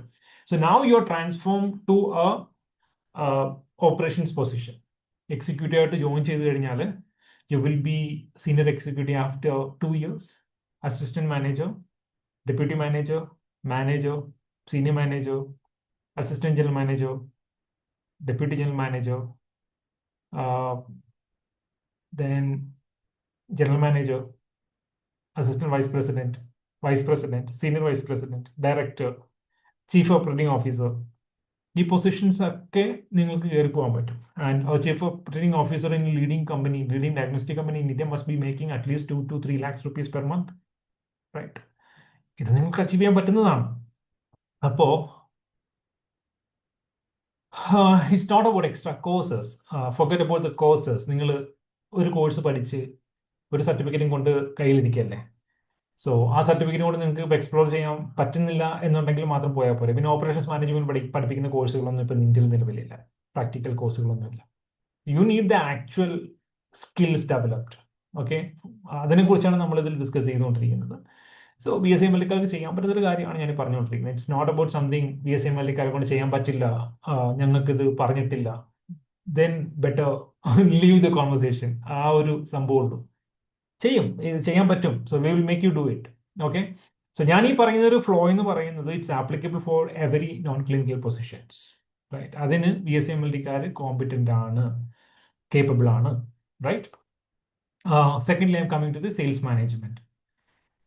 സെയിൽസിലേക്ക് വരികയാണെന്നുണ്ടെങ്കിൽ what is your understanding about sales? എന്തൊക്കെ സ്കില്ലായിരിക്കും ഒരു പക്ഷേ സെയിൽസിൽ വേണ്ടി വരുന്നത്? Okay, before that, is there anyone interested in sales job, in diagnostic sales? ആർക്കെങ്കിലും സെയിൽസ് ഇൻട്രസ്റ്റഡ് ആണോ? Yes or no? Just put in the chat box. Archa yes, മസ്ബു നോ.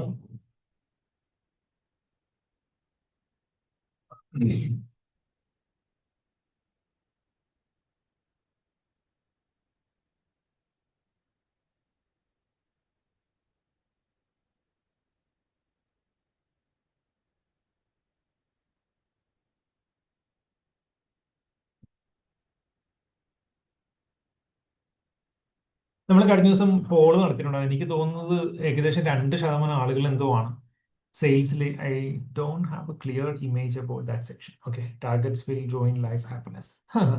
അതൊരു മിഥ്യാധാരണയാണ്. So you guys have to unlearn a lot of things. അപ്പൊ അതിൽ ഏകദേശം 2% ആളുകളാണ് sales choose ചെയ്തിട്ടുണ്ടായിരുന്നുള്ളൂ. Trust me, if you are aspiring for a very successful career. Very successful career എന്ന് പറയുന്നത്, ഞാൻ ഈ കരിയർ സക്സസ്ഫുൾ എന്ന് ഉദ്ദേശിക്കുന്നത് financially satisfying you, professionally satisfying you and personally satisfying you. നിങ്ങൾക്ക് ഡെസിഗ്നേഷൻ വൈസ് ഏറ്റവും കൂടുതൽ ഗ്രോത്ത് കിട്ടുന്നത് സെയിൽസിൽ നിന്നാണ്. ഫിനാൻഷ്യലി നിങ്ങൾക്ക് ഏറ്റവും കൂടുതൽ സാലറി കിട്ടുന്നത് സെയിൽസിൽ നിന്നാണ്. ഫണ്ടമെന്റലി നിങ്ങളുടെ quality of life, even without നിങ്ങളുടെ അറിവ് പോലും ഇല്ലാതെ നിങ്ങളുടെ ക്വാളിറ്റി ഓഫ് ലൈഫ് ഇംപ്രൂവ് ചെയ്യാൻ സാധിക്കുന്ന ഒരു സാധനം എന്ന് പറയുന്നത് സെയിൽസ് മാനേജ്മെന്റ് ആണ്, ഐ മീൻ സെയിൽസ് പൊസിഷനാണ്. ഏതൊരു കമ്പനിയുടെയും സിഇഒ പോസ്റ്റിലേക്ക് ഫസ്റ്റ് കൺസിഡർ ചെയ്യുന്ന പ്രൊഫഷണലിന്റെ ഫണ്ടമെന്റൽ സ്കില്ല് നോക്കുന്നത് സെയിൽസ് സ്കില്ലാണ്. റൈറ്റ്, ആൻഡ് സെയിൽസിനെ കമ്പയർ ചെയ്യുമ്പോൾ ഏതൊരു പ്രൊഫഷണലിലും ഗ്രോ ചെയ്യാൻ പറ്റുന്ന, ഗ്രോത്ത് ഓപ്പർച്യൂണിറ്റീസ് തരുന്ന വേറെ ഒരു പ്രൊഫഷൻ ഇന്ന് നിലവിലില്ല. And that's beautiful sales. സെയിൽസിന്റെ ഡിസഡ്വാൻറ്റേജസ് ഞാൻ പറയാം. ഇപ്പൊ പറഞ്ഞ target is align to your capacity. നിങ്ങൾക്ക് എത്ര രൂപ സാലറി കിട്ടുന്നോ ആ സാലറിയുമായിട്ട് അലൈൻഡ് ആയിരിക്കും നിങ്ങളുടെ ടാർഗറ്റ്സ് എന്ന് പറയുന്നത്. ടാർഗറ്റ്സ് എന്ന് പറയുന്നത് ഒരിക്കലും ഇൻഡിവിജ്വൽ ടാർഗറ്റ്സ് ആയിരിക്കത്തില്ല. And it's A part of team. അതായത് ഞാൻ സിമ്പിൾ ഒരു ഉദാഹരണം കാണിച്ചു തരാം. സേ ഫോർ എക്സാമ്പിൾ,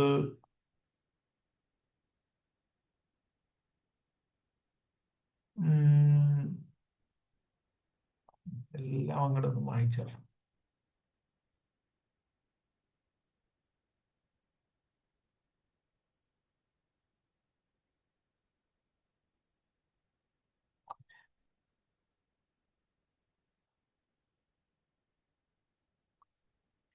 സെയിൽസിന്റെ ഒരു സ്ട്രക്ചർ എന്ന് പറയുന്നത്, ഒരു കമ്പനിയുടെ ടാർഗറ്റ് എന്ന് പറയുന്നത് 3000 കോടി രൂപയാണെന്ന് വെക്കുക. ഒരു ഡയഗ്നോസ്റ്റിക് കമ്പനിയുടെ ഒരു വർഷത്തെ ടാർഗറ്റ് എന്ന് പറയുന്നത് 3000 കോടി രൂപയാണെന്ന് വെക്കുക. ഈ 3000 കോടി രൂപ സെയിൽസിലേക്ക് അലോക്കേറ്റ് ചെയ്യുകയാണെന്നുണ്ടെങ്കിൽ there will be A head of sales, ഒരു HOD ഉണ്ടാവും. അതിന്റെ കീഴിൽ 4 സോണൽ മാനേജേഴ്സ് ഉണ്ടാവും. അതിന്റെ കീഴിൽ റീജിയണൽ മാനേജേഴ്സ് ഉണ്ടാവും. 2 or 3 റീജിയണൽ മാനേജേഴ്സ് ഉണ്ടാവും. ഓരോരുത്തരുടെയും കീഴിൽ ASM ഉണ്ടാവും. ASM ഇൻറ്റു മേ ബി 5 പേരുണ്ടാവും. ഇവിടെ അടുത്ത ASM ഇൻറ്റു 5. ഓരോ ASMന്റെയും കീഴിൽ TSM ഉണ്ടാവും, ടെറിട്ടറി സെയിൽസ് മാനേജേഴ്സ് ഉണ്ടാവും. മേ ബി ഇതൊരു ഓരോ ASMന്റെ കീഴിലും 10 TSM ഒക്കെ ഉണ്ടാവും ചിലപ്പോൾ. TSMന്റെ കീഴിൽ അഗെയിൻ അനദർ 10 സെയിൽസ് എക്സിക്യൂട്ടീവ്സ് ഉണ്ടാവും. ഇവരുടെ എല്ലാവരുടെയും കൂടെ കൊളാബറേറ്റീവ് ആയിട്ടുള്ള എഫേർട്ട് ആയിരിക്കും ഈ 3000 crores റവന്യൂ എന്ന് പറയുന്നത്. And now the beauty is, ഇവിടെ സെയിൽസ് എക്സിക്യൂട്ടീവ് ആയിട്ടിരിക്കുന്ന ഒരാളുടെ ടാർഗറ്റ്, അതാണ് ഇൻഡിവിജ്വൽ ടാർഗറ്റ് എന്ന് പറയുന്നത്. അതെന്ന് പറയുന്നത് 1 to 2 lakhs ഒരു 3 lakhs ഒക്കെ ആയിരിക്കും ഒരു ഡയഗ്നോസ്റ്റിക് കമ്പനിയെ സംബന്ധിച്ചിടത്തോളം. ആണ് നിങ്ങൾ കാണാൻ പോകുന്ന ഡോക്ടേഴ്സ് എന്ന് പറയുന്നത്, ഇതൊരിക്കലും നിങ്ങൾ ഈ ഏരിയ സെയിൽസ് അല്ലെങ്കിൽ ഈ സെയിൽസ് എക്സിക്യൂട്ടീവ് എന്ന് പറഞ്ഞ പൊസിഷനിൽ 3 ലക്ഷം രൂപ ടാർഗറ്റിൽ ഇരുന്നിട്ട് നിങ്ങളായിട്ട് പോയി കണ്ടുപിടിച്ച് റവന്യൂ ബിൽഡ് ചെയ്യുന്ന ഡോക്ടേഴ്സ് ഒന്നും ആയിരിക്കത്തില്ല. ഇപ്പൊ ഉദാഹരണത്തിന് അപ്പോളോ എന്ന് പറയുന്ന ഒരു ഹോസ്പിറ്റൽ ഗ്രൂപ്പിന്റെ ഡയഗ്നോസ്റ്റിക് കമ്പനി ഉണ്ട്. കൊച്ചിയിൽ അമൃതയിലിരിക്കുന്ന ഡോക്ടേഴ്സ് അപ്പോളോയിലേക്ക് സാമ്പിൾ അയക്കുന്നുണ്ടാവും. റൈറ്റ്. അതെന്ന് പറയുന്നത് ഇപ്പോൾ ഹൈദരാബാദാണ് അപ്പോളോയുടെ ഹെഡ് ഓഫീസ്. കൊച്ചി അമൃതയുടെ അവിടെ ഒരു സെയിൽസ് എക്സിക്യൂട്ടീവ് ഉണ്ടാവും. ഈ സെയിൽസ് എക്സിക്യൂട്ടീവിന് 1-2 ലക്ഷം രൂപ മന്ത്ലി ടാർഗറ്റ്സ് ഉണ്ടാവും. ഈ ടാർഗറ്റ്സ് എന്ന് പറയുന്നത് ഒരു കാരണവശാലും അച്ചീവ് ചെയ്യുന്നുണ്ടെങ്കിൽ അത് ഇൻഡിവിജ്വൽ എഫർട്ട് ആയിരിക്കില്ല. കാരണം ഏരിയ മാനേജർ, ഇപ്പോൾ ടെറിട്ടറി മാനേജറിലേക്കായിരിക്കും എക്സിക്യൂട്ടീവ് റിപ്പോർട്ട് ചെയ്യുന്നത്. ടെറിട്ടറി മാനേജർ അതിൻ്റെ ഒരു ഹൈറാർക്കി ഇങ്ങനെയാണ്: sales executive reports to TSM, report to ASM, to regional manager, to zonal manager, to HOD, to CEO. ഇങ്ങനെയായിരിക്കും ഇതിൻ്റെ ഒരു ഹൈറാർക്കി. ഈ സെയിൽസ് എക്സിക്യൂട്ടീവിന് 3 ലക്ഷം ടാർഗറ്റ് ഉണ്ടാവും. ഇത് അച്ചീവ് ചെയ്യാൻ വേണ്ടിയിട്ട് TSM ഫീൽഡ് വിസിറ്റ് നടത്തും. അതായത് ഈ TSM വന്നിട്ട് നിങ്ങളുടെ ഡോക്ടേഴ്സിനെ കാണും, ASM വന്നിട്ട് ഈ ഡോക്ടേഴ്സിനെ കാണും, RM വന്നിട്ട് ഈ ഡോക്ടേഴ്സിനെ കാണും, സോണൽ മാനേജേഴ്സ് ഡോക്ടേഴ്സിനെ കാണും, HOD വന്നിട്ട് ഡോക്ടേഴ്സിനെ കാണും.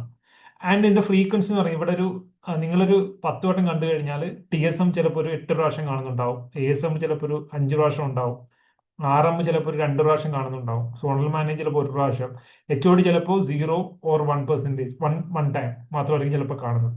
ഇതൊരു കോർപ്പറേറ്റ് ടൈപ്പ് എന്നൊരു സാധനമുണ്ട്. അപ്പൊ നല്ല ഇൻസ്റ്റിറ്റ്യൂഷനിൽ വർക്ക് ചെയ്യുമ്പോൾ നമുക്ക് കിട്ടുന്ന ഏറ്റവും വലിയ ഗ്രേറ്റർ അഡ്വാൻറ്റേജ് എന്ന് പറയുന്നത് it's going to be a group effort. മറിച്ച് നിങ്ങൾ ഈ ചെറിയ സ്ഥാപനങ്ങൾ, ഈ പറയുന്ന ഒരു സ്ട്രക്ചർ ഒന്നും ഇല്ലാത്ത വളരെ ചെറിയ സ്ഥാപനങ്ങളിൽ പോയിട്ട് വർക്ക് ചെയ്യുകയാണെന്നുണ്ടെങ്കിൽ അവിടെ നിങ്ങൾ തന്നെയായിരിക്കും ബിസിനസ് ഹെഡ്, നിങ്ങൾ തന്നെയായിരിക്കും സെയിൽസ് ഹെഡ്, നിങ്ങൾ തന്നെയായിരിക്കും സെയിൽസ് എക്സിക്യൂട്ടീവ്, എല്ലാം നിങ്ങൾ തന്നെയായിരിക്കും ചെയ്യുന്നത്. പിന്നെ ഈ പറയുന്ന 3000 കോടി രൂപയുടെ റവന്യൂ അവിടെ സംഭവിക്കുന്നുണ്ടാകില്ല. അവിടെ മൊത്തം റവന്യൂ എന്ന് പറഞ്ഞാൽ ചിലപ്പോൾ 3-4 ലക്ഷം രൂപയുടെ റവന്യൂ മാത്രമായിരിക്കും. അപ്പോൾ സെയിൽസ് എന്ന് പറയുന്നത് ഒരു ഗ്രൂപ്പ് എഫേർട്ട് ആണ്. ഇതൊരിക്കലും ഒരു ഇൻഡിവിജ്വൽ എഫേർട്ട് അല്ല. ടാർഗറ്റ്സ് എന്ന് പറയുന്നത് ഒരു ഇൻഡിവിജ്വലി ടാർഗറ്റഡ് സാധനവും അല്ല. ഇനി ഇതിന്റെ ഗ്രേറ്റർ അഡ്വാൻറ്റേജ് ഞാൻ പറയാം. സെയിൽസ് ഞാൻ നേരത്തെ പറഞ്ഞ പോലെ പ്രൊമോഷൻ വൈസ് ഏറ്റവും കൂടുതൽ ഗ്രോത്ത് ഓഫർ ചെയ്യുന്ന ഒരു ഡെസിഗ്നേഷൻ എന്ന് പറയുന്നത് സെയിൽസ് ആണ്. ഇനി നിങ്ങളൊരു സെയിൽസ് എക്സിക്യൂട്ടീവ് വർക്ക് ചെയ്ത് കഴിഞ്ഞാൽ 1 or 2 years കൊണ്ട് നിങ്ങൾക്ക് സീനിയർ എക്സിക്യൂട്ടീവ് ആകാം. അത് കഴിഞ്ഞിട്ട് നിങ്ങൾക്ക് ടെറിട്ടറി മാനേജർ ആകാം. ടെറിട്ടറി മാനേജർ ആകുമ്പോഴത്തേക്ക് you will be having people reporting to you. ഇതിന്റെ നിങ്ങൾ ഫീൽഡിലായിരിക്കും വർക്ക് ചെയ്യുന്നത്. സെയിൽസ് പ്രൊഫഷണൽസിന് ഒരിക്കലും എന്താ പറയുക, ഒരു ഓഫീസിലായിരുന്ന ആയിരിക്കും വർക്ക്, നിങ്ങൾക്ക് ഫീൽഡ് വർക്ക് ആയിരിക്കും. So you are more relaxed and എന്താ പറയുക, നിങ്ങളുടെ വർക്ക് കുറച്ചുകൂടി ഫ്ലെക്സിബിൾ ആയിരിക്കും. നിങ്ങൾക്ക് അപ്പോയിൻമെന്റ് ടൈമിംഗ് ഉണ്ടാവും. ആ ടൈമിംഗിൽ ചിലപ്പോൾ നിങ്ങൾക്ക് നിങ്ങൾ ബ്ലോക്ക് ചെയ്യേണ്ടി വരും. അല്ലാത്ത സമയത്ത് നിങ്ങൾ ഫ്രീ ആയിരിക്കും. U will get A lots of free time for sure. പിന്നെ നിങ്ങൾക്ക് ട്രാവൽ ചെയ്യുകയാണെന്നുണ്ടെങ്കിൽ യു ക്യാൻ, ഒരു ടെറിട്ടറി മാനേജറായിട്ട് ട്രാവൽ ചെയ്യുകയാണെന്നുണ്ടെങ്കിൽ you can start staying in 2 star 3 star hotels. പിന്നെ നിങ്ങൾക്ക് ട്രെയിനിൽ തന്നെ എ സി കമ്പാർട്ട്മെന്റിൽ സ്റ്റാർട്ട് ചെയ്ത് തുടങ്ങാം. ASM ഒക്കെ ആകുന്ന സമയത്ത് you can even start in second AC. You can stay in 3-star, 4-star hotels. Also നിങ്ങളൊരു റീജിയണൽ മാനേജർ, സോണൽ മാനേജർ കാറ്റഗറിയിലോട്ടൊക്കെ വരുവാണെന്നുണ്ടെങ്കിൽ you can start traveling in flights. You can stay in 4-star, 5-star hotels. You can attend conferences. You can have നിങ്ങൾക്കൊരു daily food budget തന്നെ around 2,500 to 3,000, 4,000 ഒരു ദിവസം food allowance തന്നെ ഉണ്ടാവും. Then if you become the head of sales, you will be having more privileges than being a regional manager or zonal manager. So business സെറ്റൊക്കെ ആകുകയാണെന്നുണ്ടെങ്കിൽ then you are more prone to നിങ്ങളുടെ performance നല്ലതാണെന്നുണ്ടെങ്കിൽ മറ്റുള്ള കമ്പനികളിൽ നിന്ന് നിങ്ങൾക്ക് offers വരാനുള്ള സാധ്യത വളരെ കൂടുതലാണ്. കാരണം നിങ്ങൾ മാർക്കറ്റിലാണ് വർക്ക് ചെയ്യുന്നത്. സോ നിങ്ങളുടെ വർക്ക് എപ്പോഴും നോട്ടീസ് ചെയ്തുകൊണ്ടിരിക്കും. നിങ്ങൾ വർക്ക് ചെയ്യുന്ന കമ്പനിയിൽ നിങ്ങൾ നല്ല രീതിയിൽ വർക്ക് ചെയ്യുകയാണെന്നുണ്ടെങ്കിൽ നിങ്ങളുടെ കോമ്പറ്റീറ്റർ കമ്പനീസ് നിങ്ങളെ ഒബ്സർവ് ചെയ്തുകൊണ്ടിരിക്കും. ആ റീജിയനിൽ ഒരു വേക്കൻസി വരുന്ന സമയത്ത് why can't I pouch this person from that company എന്ന് പറഞ്ഞിട്ട് they will come and give you the counter offers, right? They will come and invite you for the job. And that's one of the most beautiful thing. നിങ്ങളിപ്പോൾ പറയുന്ന job കിട്ടുന്നില്ല, vacancy എന്ന് പറഞ്ഞ കാര്യമില്ല, forget about it. People will come and take you. പക്ഷേ having said that, നിങ്ങൾക്ക് ഇത് ചെയ്യാൻ ഇഷ്ടമല്ല എന്നുണ്ടെങ്കിൽ then don't do this job. ഇഷ്ടമുള്ളവർക്ക് വേണ്ടി മാത്രമുള്ള ഒരു കാര്യമാണ്. കാരണം ഇവിടെ നല്ല കമ്മ്യൂണിക്കേഷൻ സ്കിൽ ഉണ്ടായിരിക്കണം, നല്ല കൺവിൻസിങ് സ്കിൽ ഉണ്ടായിരിക്കണം, നല്ല റിലേഷൻഷിപ്പ് ബിൽഡിംഗ് സ്കിൽ ഉണ്ടായിരിക്കണം, നല്ല പ്രസന്റേഷൻ സ്കിൽ ഉണ്ടായിരിക്കണം. Grooming should be top to the notch. അതായത് നിങ്ങൾ പ്രോപ്പർലി ട്രിം ചെയ്ത് അല്ലെങ്കിൽ ഷേവ് ചെയ്ത് ഗ്രൂം ചെയ്ത് ഡ്രസ് അയൺ ചെയ്ത് ഷൂ പോളിഷ് ചെയ്ത് തന്നെ നിങ്ങൾ പോകണം. And your grooming is very important. Your presentation is very important. How you talk is very important. Even if you have the local accents, ഇപ്പോൾ തൃശ്ശൂർ ആണെന്നുണ്ടെങ്കിലോ, സേ ഫോർ എക്സാമ്പിൾ കൊച്ചി ആണെന്നുണ്ടെങ്കിലോ, കൊല്ലമാണെന്നുണ്ടെങ്കിലോ, നമ്മുടെ ആക്സെൻറ്റ്സ് ഒക്കെ ഡിഫറെൻ്റ് ആണ്, right? But if you are handling outside Kerala, എനിക്കറിയാം, എൻ്റെ കുറേ ഫ്രണ്ട്സ് ഉണ്ട്, ഇംഗ്ലീഷ് സംസാരിക്കുമ്പോഴത്തേക്ക് അവർക്ക് ലോക്കൽ ആക്സെൻറ്റിലായിരിക്കും ഇംഗ്ലീഷ്, ഓ മൈ ഗോഡ് എന്നൊക്കെ പറഞ്ഞിട്ട് സംസാരിക്കുന്ന ടീംസ് ഉണ്ട്. ഇത് നമുക്ക് ലോക്കലി സംസാരിക്കുമ്പോൾ it's very fine, there is no issue at all. പക്ഷേ നമ്മൾ ചിലർ പറയും എൻ്റെ റീജിയണൽ ഐഡന്റിറ്റിയാണ്, അത് ഭയങ്കര പ്രൗഡാണ്, എനിക്കത് പുറത്ത്. But how the person who stands opposite to you and how they perceive is very important, right?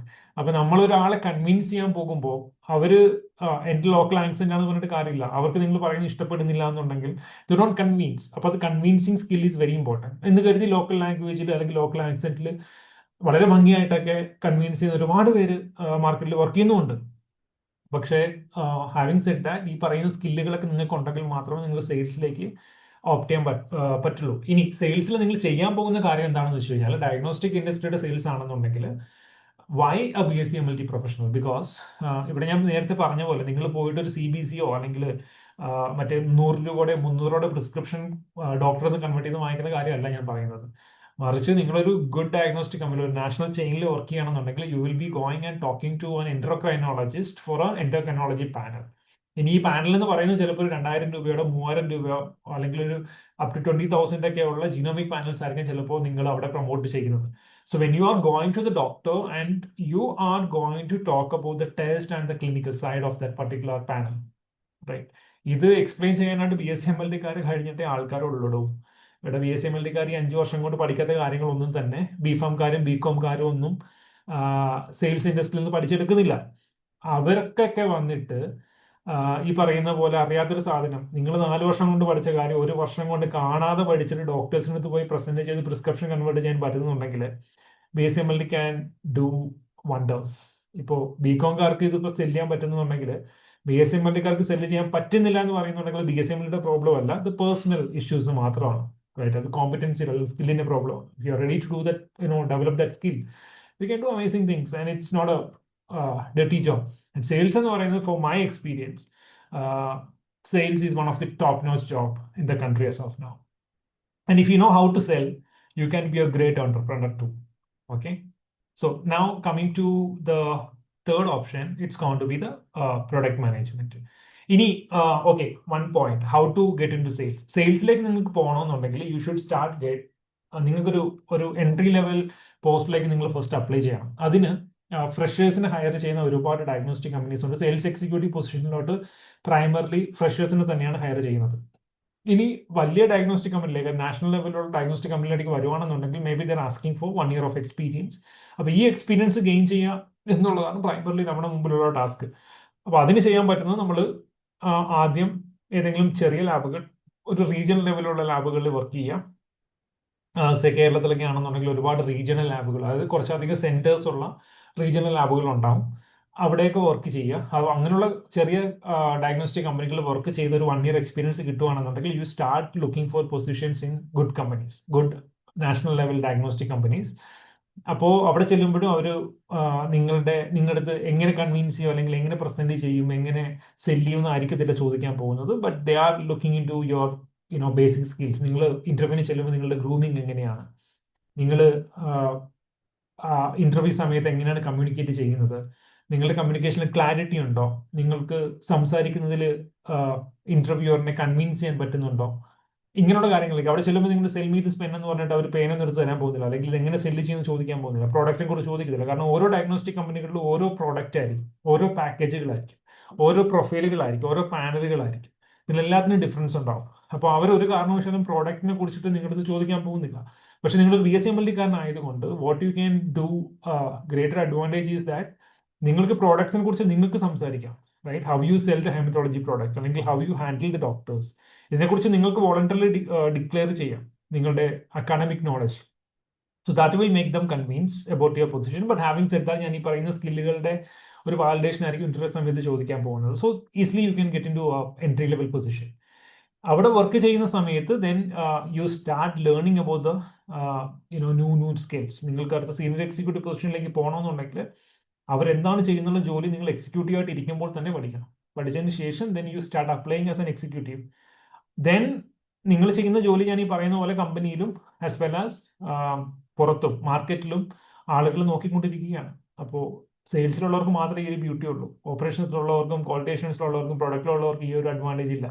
മാർക്കറ്റിലുള്ള ആൾക്കാർ കാണില്ല നിങ്ങൾ ചെയ്യുന്നത് എന്താണെന്നുള്ളത്. പക്ഷെ സെയിൽസിൽ ചെയ്യുന്നത് പുറത്തുള്ളവർ നന്നായിട്ട് കാണുന്നുണ്ടാവും. So if you doing really great, ഇപ്പോൾ നിങ്ങൾ കൊച്ചിയിൽ അസൈൻ ചെയ്തേക്കുന്ന ഒരു സെയിൽസ് എക്സിക്യൂട്ടീവ് ആണെന്നുണ്ടെങ്കിൽ കൊച്ചിയിൽ ഒരുപാട് കമ്പനികൾ സെല് ചെയ്യാൻ ശ്രമിക്കുന്നുണ്ടാവും. നീ വർക്ക് ചെയ്യുന്ന കമ്പനിയിൽ നിന്റെ കൊച്ചി റീജിയനിൽ സെയിൽസ് ബൂം ആകുന്നുണ്ടെങ്കിൽ, കൺവേർഷൻസ് നന്നായിട്ട് കൺവേർട്ട് ആകുന്നുണ്ടെങ്കിൽ, and that indicates you are performing really well, not your company. Right.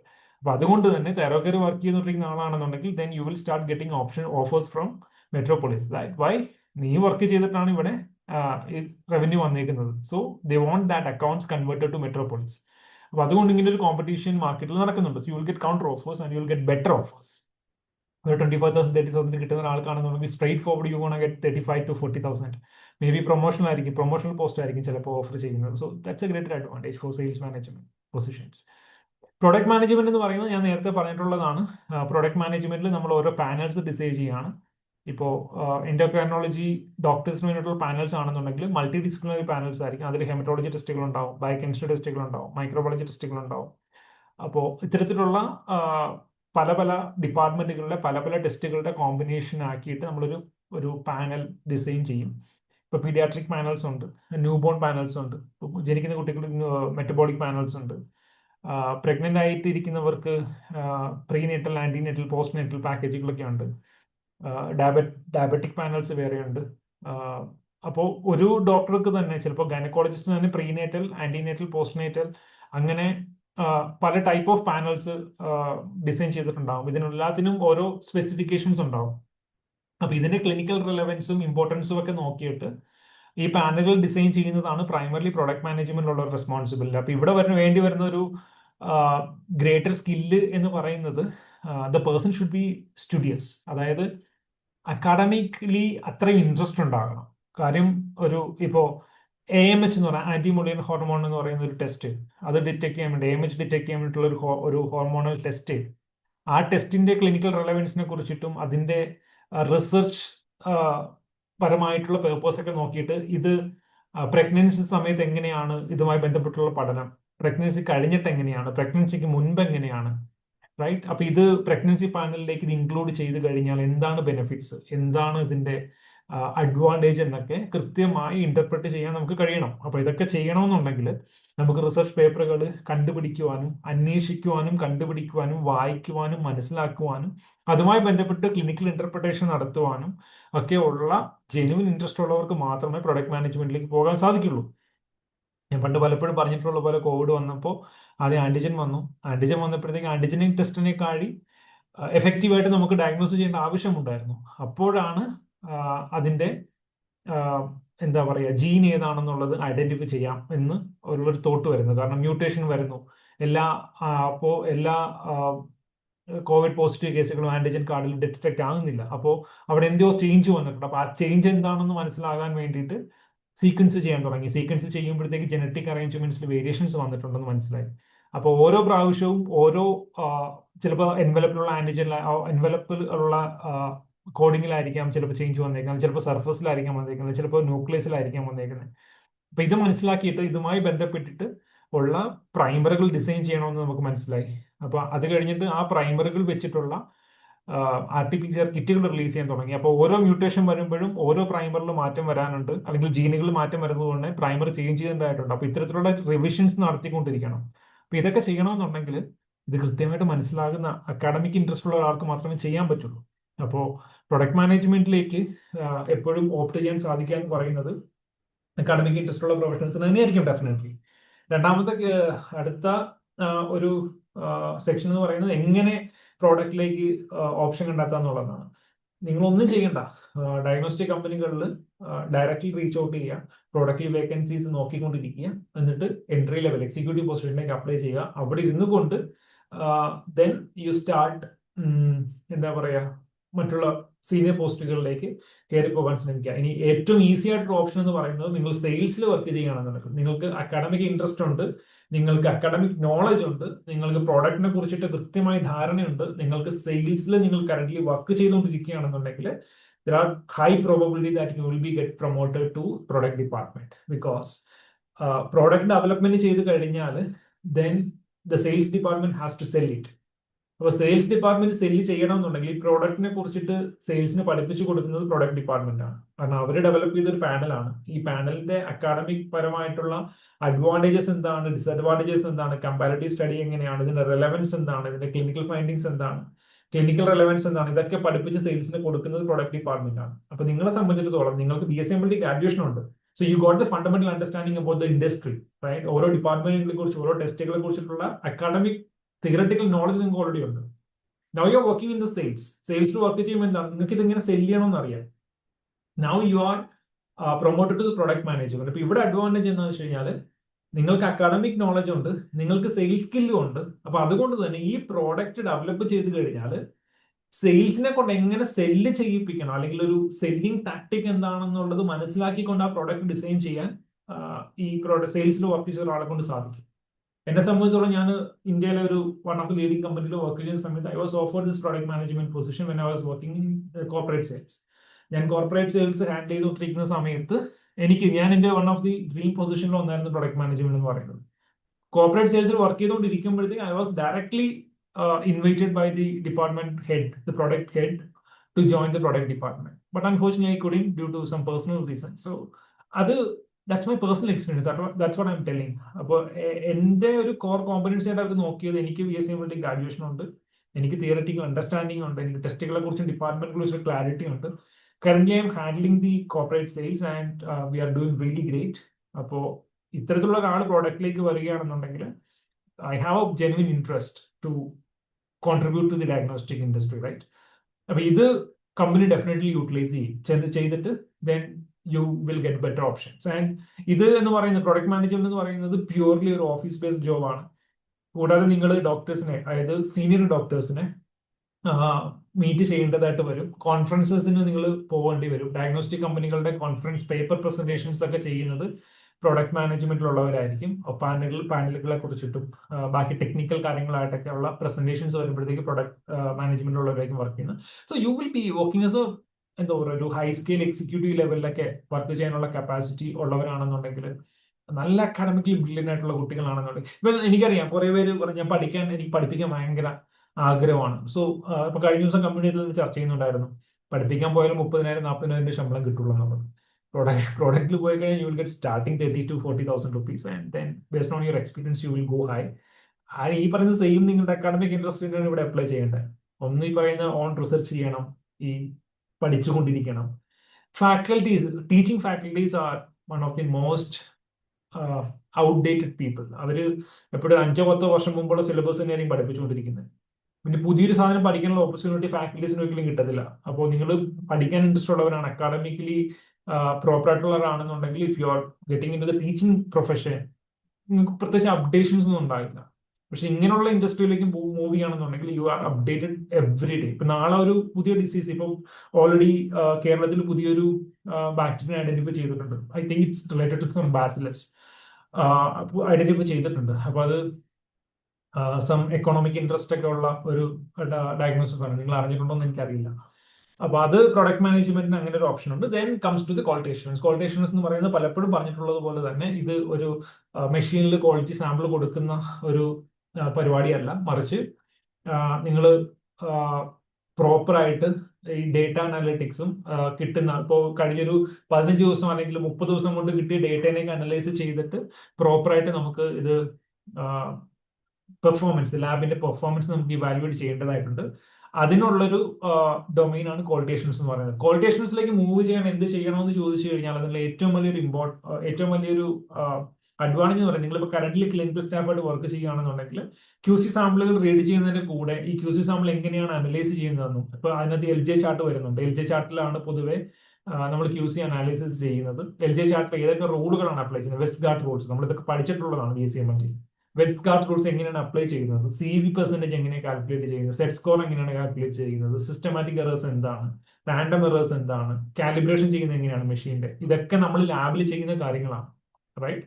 പക്ഷേ ഇതിന്റെയൊക്കെ കോർഡിനേഷൻ അല്ലെങ്കിൽ ഇതിന്റെയൊക്കെ മോണിറ്ററിംഗ് എന്ന് പറയുന്നത് ക്വാളിറ്റി അഷ്വറൻസ് ഡിപ്പാർട്ട്മെന്റിന്റെ റെസ്പോൺസിബിലിറ്റിയാണ്. ഇപ്പൊ നിങ്ങൾ വിളിച്ചിട്ട് ലാബ് ടെക്നീഷ്യൻ ഒരിക്കലും പോയിട്ട് മെഷീൻ കാലിബ്രേറ്റ് ചെയ്യാൻ പറ്റില്ല. ഒരു QC സാമ്പിൾ ഔട്ട് ആവുകയാണെന്നുണ്ടെങ്കിൽ വി ഹാവ് ടു അണ്ടർസ്റ്റാൻഡ് ഇത് QC സാമ്പിളിന്റെ പ്രോബ്ലം കൊണ്ടാണോ വാല്യൂ കിട്ടാതെ പോയത്,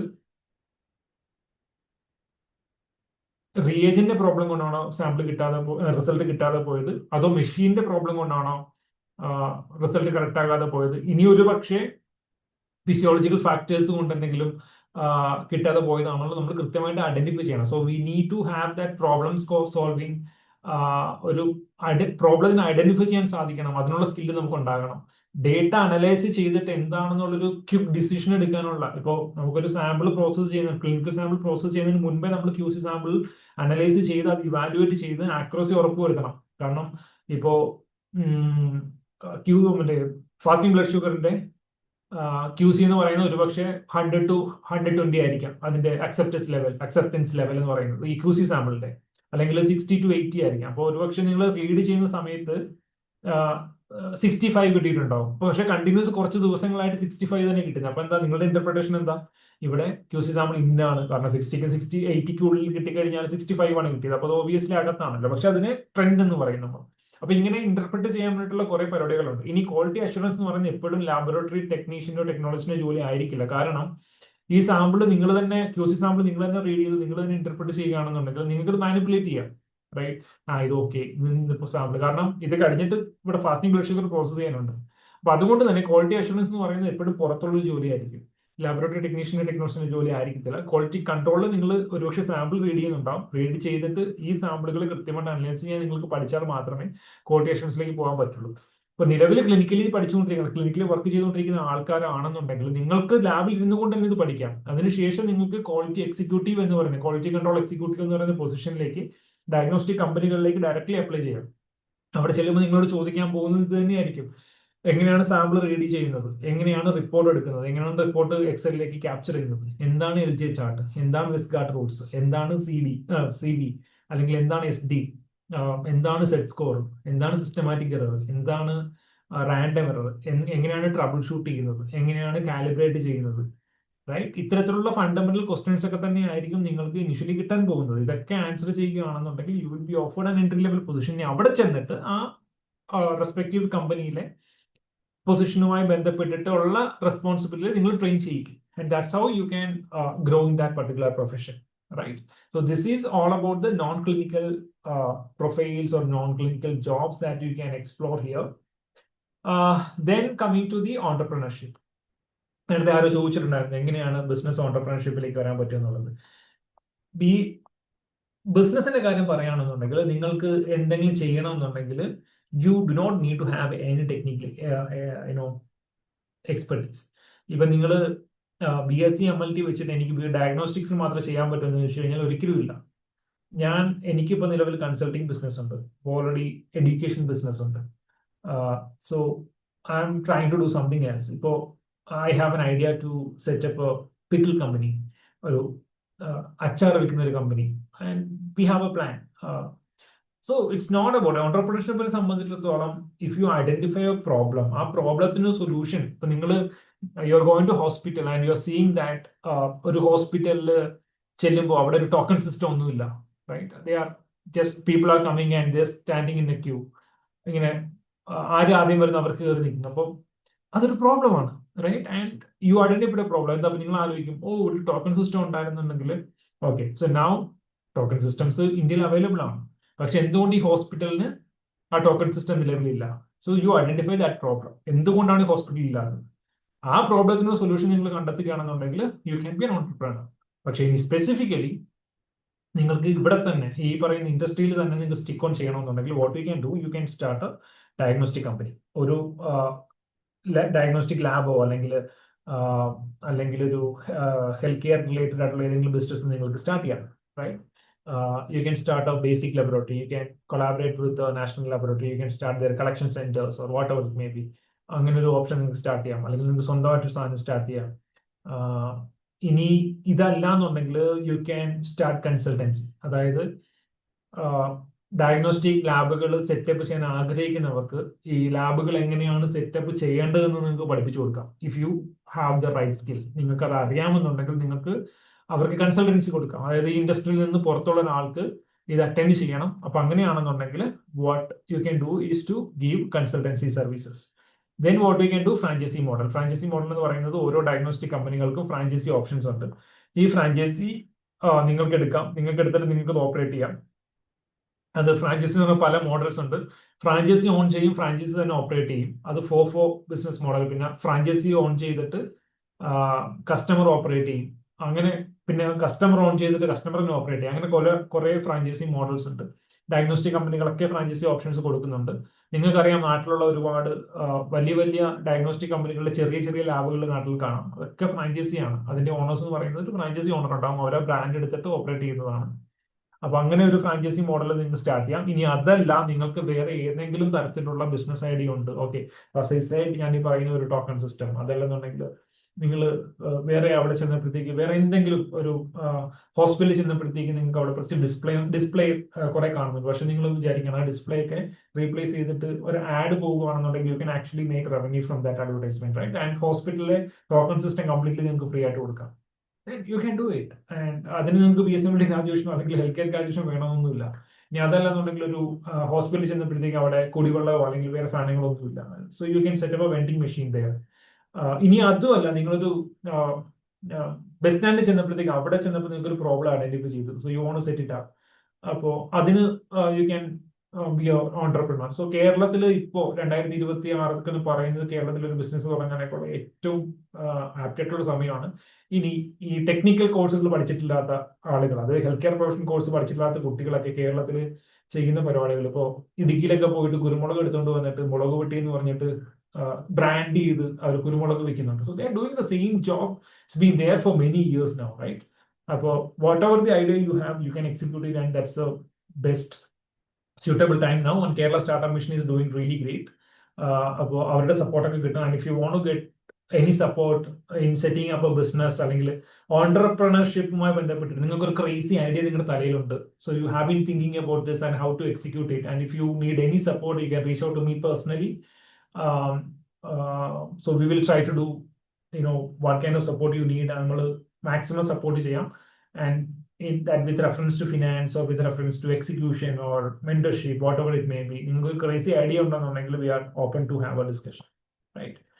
So ഇത് കൂടാതെ നമുക്ക് എക്സ്പ്ലോർ ചെയ്യാൻ പറ്റുന്ന മറ്റുള്ള 3 പ്രൊഫഷൻസ് എന്ന് പറയുന്നത് ഇൻവിട്രോ ഡയഗ്നോസ്റ്റിക്സ്. ഇൻവിട്രോ ഡയഗ്നോസ്റ്റിക്സ് എന്ന് പറയുന്നത് പൊതുവെ നിങ്ങൾ കേട്ട് പരിചയം ഉണ്ടായിരിക്കത്തില്ല. ഇൻവിട്രോ ഡയഗ്നോസ്റ്റിക്സ് എന്ന് പറഞ്ഞാൽ നമ്മൾ ഉദ്ദേശിക്കുന്നത്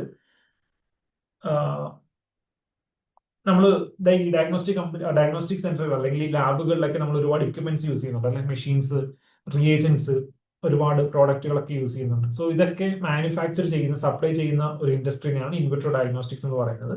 ഇത് അവിടെ അവർ ചെയ്യുന്നത് ഒരുപാട് സീമെൻസ്, സിസ്മെക്സ്, വിട്രിയോസ്, ഓർത്തോ ഡയഗ്നോസ്റ്റിക്സ്, കുറെ ട്രാൻസാക്ഷൻ, അങ്ങനെ ഒരുപാട് മെഷീൻ മാനുഫാക്ചേഴ്സ് ഉണ്ട്. അവിടെയൊക്കെ നിങ്ങൾക്ക് ആക്ച്വലി നല്ല കരിയർ ഓപ്പർച്യൂണിറ്റീസ് ഉണ്ട്. നിങ്ങൾക്ക് സെയിൽസിലോ പ്രൊഡക്ട് സ്പെഷ്യലിസ്റ്റോ അവിടെ വർക്ക് ചെയ്യാൻ സാധിക്കും ഡെഫിനറ്റ്ലി. അതല്ലെന്നുണ്ടെങ്കിൽ നിങ്ങൾക്ക് ആപ്ലിക്കേഷൻ സ്പെഷ്യലിസ്റ്റ് ആയിട്ട് വർക്ക് ചെയ്യാൻ സാധിക്കും. ഇനി അതും അല്ലെന്നുണ്ടെങ്കിൽ നിങ്ങൾക്ക് ഈ കമ്പനികളുടെ ഡിസ്ട്രിബ്യൂഷൻ പോയിന്റുകൾ, അതായത് കേരളത്തിലെ ഡയഗ്നോസ്റ്റിക് കമ്പനികളിലേക്ക് ട്രാൻസാക്ഷിയുടെ ഏജന്റ് സപ്ലൈ ചെയ്യുന്ന ട്രാൻസാക്ഷൻ കമ്പനി അല്ല, മറിച്ച് ട്രാൻസാക്ഷിയുടെ ഓതറൈസ്ഡോ അല്ലെങ്കിൽ ട്രാൻസാക്ഷൻ ഡീലറായിട്ട് വർക്ക് ചെയ്യുന്ന ഡിസ്ട്രിബ്യൂട്ടേഴ്സ് ഒരുപാട് പേരുണ്ട്. So I know many people who completed BSc MLT started distribution companies and making huge money. അതൊരു ബിസിനസ് മോഡലാണ്. If you are interested in that aspect you can get into distribution business. Application specialist എന്ന് പറയുന്നത് again മെഷീന്റെ ഫംഗ്ഷനാലിറ്റീസിനെ കുറിച്ചിട്ട് ഹോസ്പിറ്റലിലുള്ള സ്റ്റാഫുകൾക്ക്, ഡോക്ടേഴ്സിനും laboratory പ്രൊഫഷണൽസിനൊക്കെ മെഷീന്റെ ഫംഗ്ഷൻസിനെ കുറിച്ചിട്ടൊക്കെ കൃത്യമായി training കൊടുക്കുന്ന, മെഷീന്റെ ഫംഗ്ഷൻസ് കാലിബ്രേഷൻ, ഇതുപോലെ ക്യൂസിയുമായി ബന്ധപ്പെട്ടുള്ള കാര്യങ്ങളൊക്കെ ടേക്ക് ഓവർ ചെയ്യുന്ന കമ്പനിയുടെ സൈഡിൽ നിന്നുള്ള പ്രൊഫഷണൽസിനായിരിക്കും ആപ്ലിക്കേഷൻ സ്പെഷ്യലിസ്റ്റ് എന്ന് പറയുന്നത്. അവർക്കായിരിക്കും ട്രെയിനിങ്ങും അതുപോലെ തന്നെ ടെക്നിക്കൽ ആയിട്ടുള്ള കാര്യങ്ങളൊക്കെ മോണിറ്റർ ചെയ്യാനുള്ള റെസ്പോൺസിബിലിറ്റീസ് ഉണ്ടാവുക. So you will be meeting lots of professionals with reference to this. And ഇതൊക്കെ ഭയങ്കര ഹെവി പാക്കേജ് ഉള്ള പൊസിഷനുകളാണ്. പണ്ടൊക്കെ MSc MLT ഡിമാൻഡ് ചെയ്തുകൊണ്ടിരുന്ന ഒരു പൊസിഷനാണ്. ഇപ്പോൾ BSc MLT കാരൊക്കെ ഈസി ആയിട്ട് ആപ്ലിക്കേഷൻ സ്പെഷ്യലിസ്റ്റ് പോസ്റ്റിലോട്ടൊക്കെ ഡയറക്ട്ലി കയറുന്നതാണ്. It's a great opportunity with reference to in vitro diagnostics.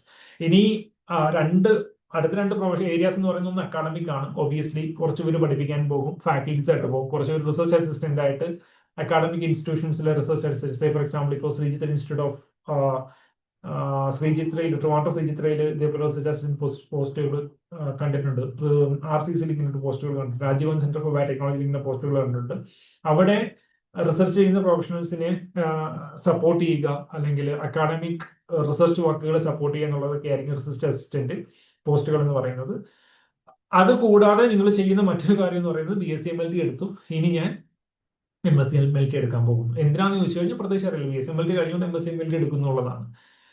എന്റെ ഒരു അണ്ടർസ്റ്റാൻഡിങ് ആണ്, നിങ്ങൾ BSc MLT എടുത്തു എന്ന് എടുത്തിട്ട് ഒരു കാരണവശാൽ, BSc MLT എന്നല്ല, ഏതൊരു ഡിഗ്രി ആണെങ്കിൽ ഗ്രാജുവേഷൻ ചെയ്യുന്നത് നിങ്ങൾക്ക് എന്ത് ജോലി ചെയ്യാനാണ് ആഗ്രഹം, ആ ജോലിയുമായി ബന്ധപ്പെട്ടിട്ടുള്ള ഗ്രാജുവേഷൻ ആയിരിക്കണം നിങ്ങൾ എടുക്കേണ്ടത്. അപ്പൊ എന്ത് ജോലി ചെയ്യാൻ ആഗ്രഹം എന്നുള്ളത് നിങ്ങളുടെ ഇൻട്രസ്റ്റും നിങ്ങളുടെ സ്കില്ലുകളും ഒക്കെ കൃത്യമായിട്ട് ഐഡന്റിഫൈ ചെയ്തിട്ട് വേണം നമ്മളൊരു കോഴ്സ് ഗ്രാജുവേഷൻ ചൂസ് ചെയ്യാൻ. പക്ഷെ പൊതുവേ നടക്കുന്നത് നമ്മൾക്ക് കിട്ടുന്ന ഒരു ഗ്രാജുവേഷന് പോയി നമ്മൾ ചേരും, എന്നിട്ട് ഇനി എന്താണ് ചെയ്യാൻ പോകുന്നത് എന്നുള്ള ക്ലാരിറ്റി അപ്പോഴും വരില്ല. നിങ്ങൾക്ക് ഗ്രാജുവേഷൻ മുൻപ് ഒരു ക്ലാരിറ്റി ഇല്ലെങ്കിൽ അറ്റ്ലീസ്റ്റ് ഗ്രാജുവേഷൻ കഴിയുമ്പോഴെങ്കിലും ആ ഒരു ക്ലാരിറ്റി വേണം. ആ ഒരു ക്ലാരിറ്റി ഉണ്ടാക്കാൻ വേണ്ടിയിട്ടാണ് നമ്മൾ ഈ ഒരു എഫർട്ട് എടുത്ത് മുമ്പോട്ട് നിൽക്കുന്നത്. ഇനി ഗ്രാജുവേഷൻ കഴിഞ്ഞിട്ടും നിങ്ങൾക്ക് ക്ലാരിറ്റി ഇല്ല എന്ത് ചെയ്യണമെന്നുമായി ബന്ധപ്പെട്ടുള്ള ക്ലാരിറ്റി ഇല്ല എന്നുണ്ടെങ്കിൽ please don't randomly do post graduate course. പൊതുവെ ചെയ്യുന്ന അങ്ങനെയാണ്. MSc സൈക്കോളജി, MSc MLT, അല്ലെങ്കിൽ MHA, MBA. So always going behind this fancy titles. നിങ്ങൾ PG ചെയ്യാൻ ആഗ്രഹിക്കുന്ന ഒരാളാണെന്നുണ്ടെങ്കിൽ ആദ്യം ചെയ്യേണ്ടത്, ഏറ്റവും ഇമ്പോർട്ടൻ്റ് ആണ് ആദ്യം ചെയ്യുന്ന ഒരു കാര്യം എന്ന് പറയുന്നത്, you understand what exactly you want to do after your graduation.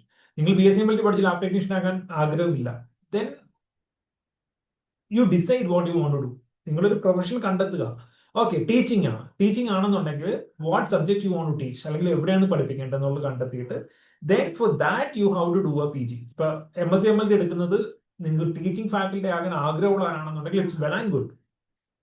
MSc MLTയും PhDയും കഴിഞ്ഞിട്ട് ലാബ് ടെക്നീഷ്യനായിട്ട് വർക്ക് ചെയ്യുന്ന ആളുകൾ എനിക്ക് പേഴ്സണലി അറിയാം. So my question is, why did you spend this whole time to get this PhD എടുത്തിട്ട് ലാബ് ടെക്നീഷ്യൻ ആകുന്നത് എന്താ കുഴപ്പമുണ്ടോ എന്ന് ചോദിച്ചിട്ടുണ്ടെങ്കിൽ ഒരു കുഴപ്പമില്ല.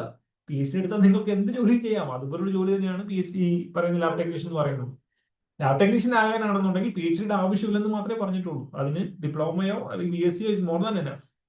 അപ്പോൾ PhD എടുക്കുകയാണെന്നുണ്ടെങ്കിൽ ചിലര് ഡോക്ടർ ആകാൻ വേണ്ടി എടുക്കുന്നവരുണ്ടാവും, ചിലപ്പോൾ പിന്നെ ചുമ്മാ പഠിച്ചുകൊണ്ടിരിക്കാൻ താല്പര്യമുള്ളവർ എടുക്കുന്നുണ്ടാവും. സോ ഓരോരുത്തരുടെ ഇഷ്ടങ്ങൾ ഓരോന്നാണ്. പക്ഷെ കുറച്ചുകൂടി പ്രാക്ടിക്കൽ ആസ്പെക്ട്, നമ്മൾ ഈ സെഷന്റെ ഉദ്ദേശം എന്ന് പറയുന്നത് ഇമ്പാക്റ്റ് ആണ്, ഇമ്പാക്ട് ഉണ്ടാക്കുക എന്നുള്ളതാണ്. അപ്പൊ അതുകൊണ്ട് ആ ആസ്പെക്റ്റിൽ നോക്കുകയാണെന്നുണ്ടെങ്കിൽ നിങ്ങൾ ലാബ് ടെക്നീഷ്യൻ ആകാൻ വേണ്ടിയിട്ട് PhD ചെയ്യാൻ ദയവ് ചെയ്താലും പോകരുത്. ആ സമയം കൊണ്ട് നിങ്ങൾക്ക് എക്സ്പീരിയൻസ്, നിങ്ങൾ അത്രയും നാളും വർക്ക് ചെയ്യുകയാണെങ്കിൽ, ലാബ് ടെക്നീഷ്യൻ വർക്ക് ചെയ്യുകയാണെങ്കിൽ അത്ര എക്സ്പീരിയൻസ് നിങ്ങൾക്ക് കിട്ടും. ഇറ്റ്സ് മോർ വാല്യുബിൾ ആണ് എന്താ പറയുക ഒരു ഹയർ ക്വാളിഫിക്കേഷൻ. ഇനി നിങ്ങൾ MSc MLT എടുത്തിട്ട് ഒരുപാട് പേര് കോൺടാക്ട് ചെയ്ത് ചോദിക്കുന്നത് ഞാൻ ഇനി എന്താ ചെയ്യേണ്ടത്, MSc MLT കഴിഞ്ഞു ഇനി എന്ത് ചെയ്യണം. I don't have any question that you, എനിക്ക് അതിനെ പറ്റിയിട്ടൊരു അങ്ങോട്ട് തിരിച്ചു ചോദിക്കാനുള്ള ചോദ്യമോ അല്ലെങ്കിൽ പറയാനുള്ള ഉത്തരവും ഇല്ല. അവിടെ കാര്യം എന്ന് പറയുന്നത് യു ആർ ഇൻ ട്രബിൾ. ഇനി നിങ്ങൾ ഡിസൈഡ് ചെയ്യേണ്ടത് എന്ത് കരിയർ ഓപ്ഷൻ ചെയ്യണം, ഓപ്റ്റ് ചെയ്യണം. അപ്പൊ ആ ഒരു സമയത്ത് നിങ്ങൾ ഞാൻ MSc MLT എടുത്തില്ല എനിക്ക് ഇനി ഇതല്ലേ ചെയ്യാൻ പറ്റൂ, BSc MLT എടുത്തില്ല എനിക്ക് ഇതല്ലേ ചെയ്യാൻ പറ്റൂ, അങ്ങനെ ഒരു ബാരിയർ ഇല്ല. You can do anything, right? അപ്പോ ആ ഒരു ഓപ്ഷൻ നോക്കുക. ഇനി രണ്ടാമത്തെ കാര്യം എന്ന് പറയുന്നത് ചിലര് ഇവിടെ നിന്ന് ഗ്രാജുവേഷൻ എടുത്തിട്ട് നേരെ UK പോകും, അല്ലെങ്കിൽ അയർലൻഡിലേക്ക് പോകും. And you are in big trouble. I want to address this in this session. നിങ്ങളൊരു വിദേശ രാജ്യത്തേക്ക് പോകുകയാണെന്നുണ്ടെങ്കിൽ, സേ ഫോർ എക്സാമ്പിൾ ഇവിടെ നിന്ന് BSc MLT എടുത്തിട്ട് MSc ബയോമെഡിക്കൽ സയൻസ് എടുത്ത് UK പോകുന്നവരുടെ പ്രധാന ശ്രദ്ധയ്ക്ക് ഇവിടെ ഒരു പ്രധാന പ്രോബ്ലം എന്ന് പറയുന്നത്, നിങ്ങൾ UK MSc MLT എടുത്ത് പോയി കഴിഞ്ഞാൽ, MSc ബയോമെഡിക്കൽ സയൻസ് എടുത്ത് പോയി കഴിഞ്ഞാൽ നിങ്ങൾ വിശ്വസിക്കുന്നത് അവിടെ ചെന്ന് ഒരു UK ഡിഗ്രി ചെയ്ത് കഴിഞ്ഞാൽ നിങ്ങൾക്ക് അവിടെ പ്രാക്ടീസ് ചെയ്യാൻ പറ്റുമെന്നുള്ളതാണ്. That profession is regulated. അവിടെ പ്രാക്ടീസ് ചെയ്യണമെന്നുണ്ടെങ്കിൽ നിങ്ങൾക്ക് HCPC എന്ന് പറയുന്ന റെഗുലേറ്ററി ബോഡിയുടെ രജിസ്ട്രേഷൻ നിർബന്ധമാണ്. ഇനി UK ഒരു മാസ്റ്റേഴ്സ് ഡിഗ്രിയും ബയോമെഡിക്കൽ സയൻസും HCPC അപ്രൂവ്ഡ് അല്ല. അതായത് നിങ്ങൾക്ക് മാസ്റ്റേഴ്സ് ഡിഗ്രി ബയോമെഡിക്കൽ സയൻസ് കിട്ടിയാൽ നിങ്ങൾക്ക് HCPC രജിസ്ട്രേഷൻ കിട്ടില്ല. And you can go and visit HCPC website. അവിടെ ക്ലിയർ ആയിട്ട് കൊടുത്തിട്ടുണ്ട് ഏതൊക്കെ പ്രോഗ്രാമാണ് അപ്രൂവ്ഡ് ആയിട്ടുള്ളത്. ബയോമെഡിക്കൽ സയൻസ് ക്വാളിഫിക്കേഷനിൽ ഒരു MSc ബയോമെഡിക്കൽ സയൻസ് പ്രോഗ്രാമുകളും അവിടെ അപ്രൂവ്ഡ് അല്ല. അതുകൊണ്ട് നിങ്ങൾ അവിടെ പോയി ഒരു MSc ബയോമെഡിക്കൽ സയൻസ് എടുത്തു കഴിഞ്ഞാൽ പ്രാക്ടീസ് ചെയ്യാമെന്ന് ആരെങ്കിലും ഒരു ഫേക്ക് പ്രോമിസ് തരികയാണെന്നുണ്ടെങ്കിൽ that's a scam. That's number 1. Number 2, ഇനി നിങ്ങൾക്ക് HCPC രജിസ്ട്രേഷൻ വേണമെന്നുണ്ടെങ്കിൽ നിങ്ങളുടെ ഇന്ത്യ ക്വാളിഫിക്കേഷൻ പ്രൈമറി ക്വാളിഫിക്കേഷനെ കാണിച്ചുകൊണ്ട് അഡീഷണൽ ക്വാളിഫിക്കേഷൻ ആയിട്ട് വേണമെങ്കിൽ നിങ്ങൾക്ക് UK MSc കൊടുക്കാം. ഇങ്ങനെ കൊടുക്കുമ്പോഴുള്ള പ്രധാന പ്രോബ്ലം എന്ന് പറയുന്നത്, currently UK HCPC registration is very difficult. We have that department who handles the application for the professionals. അതുകൊണ്ടാണ് ആ ഒരു എക്സ്പീരിയൻസ് എന്നാണ് പറയുന്നത്. It's very difficult. It's one of the most difficult license processing as of now. ഇതിൽ professional experience is very important. Professional experience ഇല്ലാത്തവർക്ക് ഒരുപാട് പേർക്ക് പണ്ട് രജിസ്ട്രേഷൻ കിട്ടിയിട്ടുണ്ട്. സുവോളജിക്കാർക്കും ബയോടെക്നോളജിക്കാർക്കും BTechകാർക്കും ഒക്കെ ബയോമെഡിക്കൽ സയൻസ് രജിസ്ട്രേഷൻ കിട്ടിയിട്ടുണ്ട്. പക്ഷെ ഇപ്പോൾ BSc-MLT ആണെങ്കിൽ പോലും എക്സ്പീരിയൻസ് ഇല്ലാത്തവരെ ഒക്കെ HCPC റിജക്ട് ചെയ്യുകയാണ്. അപ്പൊ അതുകൊണ്ട് നിങ്ങൾ ഇവിടെ നിന്ന് BSc-MLT കഴിഞ്ഞ് UK പോയി MSc ബയോമെഡിക്കൽ സയൻസ് കോഴ്സ് കഴിഞ്ഞാലും ഇന്ത്യയിൽ നിങ്ങൾക്ക് എക്സ്പീരിയൻസ് ഇല്ല, ലൈസൻസ്ഡ് അല്ലെങ്കിൽ ലബോറട്ടറി ടെക്നോളജിസ്റ്റ് ആയിട്ടോ ഈ പറയുന്ന 5 മെയിൻ മൊഡാലിറ്റീസിൽ haematology, biochemistry, histopathology, blood bank and microbiology, ഈ പറയുന്ന 5 മൊഡാലിറ്റീസിൽ നിങ്ങൾക്ക് എക്സ്പീരിയൻസ് ഇല്ല എന്നുണ്ടെങ്കിൽ your application will be rejected.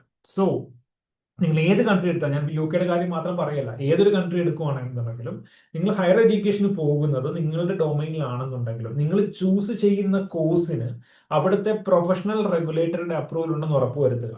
ഇപ്പോൾ UK കേസ് എടുക്കുകയാണെങ്കിൽ പൊതുവെ എല്ലാവരും പറയുന്നത് IBMS അപ്രൂവ്ഡ് MSc-MLT ആണ്. അപ്പോൾ അത് അപ്രൂവ്ഡ് MSc-MLT പ്രോഗ്രാം അപ്രൂവ്ഡ് ആയിരിക്കും നിങ്ങൾ പോകുന്നത്. IBMS ആണ് അവിടുത്തെ കോഴ്സ് റെഗുലേറ്റ് ചെയ്യുന്നത്, റൈറ്റ്? എന്ന് കരുതി നിങ്ങൾക്ക് ലൈസൻസ് കിട്ടില്ല. ലൈസൻസ് കിട്ടണമെന്നുണ്ടെങ്കിൽ പ്രൊഫഷണൽ റെഗുലേറ്ററുടെ അപ്രൂവൽ വേണം. അപ്പോൾ നിങ്ങൾ ചൂസ് ചെയ്യുന്ന കോഴ്സിന് പ്രൊഫഷണൽ റെഗുലേറ്ററുടെ അപ്രൂവൽ ഉണ്ടെന്ന് ഉറപ്പ് വരുത്തിയിട്ട് പോകാൻ ശ്രമിക്കുക. അല്ലെന്നുണ്ടെങ്കിൽ you will be in trouble and then you have to come back. And വിദേശ രാജ്യങ്ങളിലെ കറന്റ് സ്കോപ്പ് പറയുകയാണെന്നുണ്ടെങ്കിൽ ഇറ്റ്സ് ഓൾമോസ്റ്റ് ഡെഡ്. ഇപ്പോ കുവൈറ്റിലാണെന്നുണ്ടെങ്കിൽ അറൌണ്ട് 350 KD ആയിരുന്നു നേരത്തെ കിട്ടിക്കൊണ്ടിരുന്നത്. ഇപ്പോൾ അത് 300 KD വന്നു. 250 KD വന്നു. 250 KD എന്ന് പറയുന്നത് ഏകദേശം എത്ര ഉണ്ടാവുക, ഏകദേശം ഒരു 50,000 to 60,000 rupees ഒക്കെയാണ് പെർ മന്ത് സാലറി. UAE കേസും സിറ്റുവേഷൻ സെയിം തന്നെയാണ്. വിദേശ ജോലി നോക്കുന്നവരുടെ പ്രധാന ശ്രദ്ധയ്ക്ക് UAE സിറ്റുവേഷനും സെയിം തന്നെയാണ്. ഇപ്പോൾ BSc-MLT കഴിഞ്ഞവർക്ക് എക്സ്പീരിയൻസ് ഇല്ലാതെ DHA എഴുതാൻ പറ്റും. പക്ഷേ സെയിം ടൈം എക്സ്പീരിയൻസ് ഇല്ലാതെ DHA എഴുതി ചെല്ലുന്ന നിങ്ങളുടെ കൂടെ 5-10 വർഷം എക്സ്പീരിയൻസ് ഉള്ള DHA ഹോൾഡറും ഇന്റർവ്യൂ അറ്റൻഡ് ചെയ്യുന്നുണ്ടാവും. Then logically think who will get that job. Right. DH എഴുതിയ എക്സാം ക്ലിയർ ആയ 2 പേരുണ്ട് ഒരു ഇന്റർവ്യൂ ഒരു വേക്കൻസിക്ക് ചെന്ന് നിൽക്കുമ്പോൾ the employer will give value to the person who is holding experience. അപ്പൊ എക്സ്പീരിയൻസ് കഴിഞ്ഞവർ തന്നെ ഇപ്പൊ നിലവിൽ ജോബ് കിട്ടാനായിട്ടുള്ള നല്ല ടൈറ്റ് ആയിട്ട് പോയിക്കൊണ്ടിരിക്കുന്ന സാഹചര്യത്തിൽ without experience if you trying to get then you need to have an alternate arrangements. ആരെങ്കിലും പേഴ്സണൽ റെക്കമെൻഡ് ചെയ്യാനോ അങ്ങനെയുള്ള സിറ്റുവേഷനിൽ മാത്രമേ you are more likely to get the job. അതല്ലെന്നുണ്ടെങ്കിൽ the market is very dull. And UK കേസ് ആണെന്നുണ്ടെങ്കിൽ UK പോകാൻ ആഗ്രഹിക്കുന്ന പ്രൊഫഷൻ ആണെന്നുണ്ടെങ്കിൽ കറന്റ്ലി നിങ്ങൾക്ക് അവിടെ visa sponsorship Tier 2 visa sponsorship വേണമെന്നുണ്ടെങ്കിൽ if I M not wrong around 36,000 to 38,000 pounds salary annually ഉണ്ടാകണം. ബയോമെഡിക്കൽ സയന്റിസ്റ്റിന്റെ ബാൻഡ് 5ന്റെ salary starts from 25,000 to 28,000 something എന്തോ ആണ് പൗണ്ട്സ് ആണ്. അതുകൊണ്ട് വിസ എലിജിബിലിറ്റി കറന്റ്ലി ഇല്ല. അതുകൊണ്ട് വിസ സ്പോൺസർഷിപ്പ് കിട്ടുകയാണെന്നുണ്ടെങ്കിൽ നിങ്ങൾ ബാൻഡ് 6ലേക്ക് ഹയർഡ് ആകണം. ബാൻഡ് 6ൽ ഹയർഡ് ആകണമെന്നുണ്ടെങ്കിൽ you should be having a very good experience. And there are people who are getting directly hired to band 6 because അവർക്ക് സ്കിൽ ഉണ്ട്. ആ സ്കില്ല് അവർ മാക്സിമം എംപ്ലോയർ ഡിമാൻഡ് ചെയ്യുന്നുണ്ട്, അതുകൊണ്ട് കിട്ടുന്നുമുണ്ട്. ഇനി നിങ്ങൾ UK ഉള്ളവരാണെന്നുണ്ടെങ്കിൽ definitely this is the right time that you have to get registered with HCPC and try your level best. Before you are coming back you have to fight a lot. ഇനി international opportunity നോക്കുകയാണെന്നുണ്ടെങ്കിൽ Ireland is a great option. ഇന്ന് globally ഏറ്റവും കൂടുതൽ salary demand ചെയ്യുന്ന ഒരു country എന്ന് പറയുന്നത് Ireland ആണ്. അഗെയിൻ അവിടെയും പ്രൊഫഷണൽ റെഗുലേറ്റേഴ്സിന്റെ റിക്വയർമെന്റ്സ് ഉണ്ട്. You will have to go through the process for sure, right. And ഇത്തരത്തിലുള്ള ഒരുപാട് ഓപ്ഷൻസിനെ കുറിച്ചിട്ടാണ് നമ്മൾ ഇന്ന് ഡിസ്കസ് ചെയ്തത്. And it's already 8:45 and we have another 10 minutes to address any questions from you. And yes, you can use your chat box if you have any questions related to any of these topics. I can address it for the next 5-10 minutes.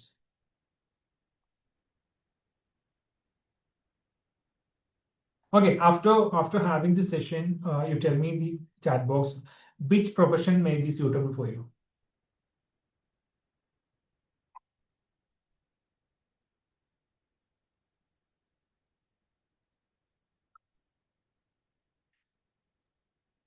No, obviously there is no recorded sessions. നമ്മുടെ ഒരു സെഷനും recordings share ചെയ്യുന്നുണ്ടാകില്ല. You will be getting master classes. Master ക്ലാസിന്റെ recordings നിങ്ങൾക്ക് കിട്ടുന്നുണ്ടാവും. പക്ഷേ മീറ്റപ്പിന്റെ sessions definitely recordings ഉണ്ടായിരിക്കില്ല. Okay, sales management, great. Most probably sales management. Okay, I think operations position is more suitable for sales. കുറച്ചു മുമ്പ് sales ഒരുപാട് പേര് നോ എന്ന് പറഞ്ഞിരുന്നു. ഇപ്പോൾ വന്നതെല്ലാം സെയിൽസ് ആണ്. Quality, okay.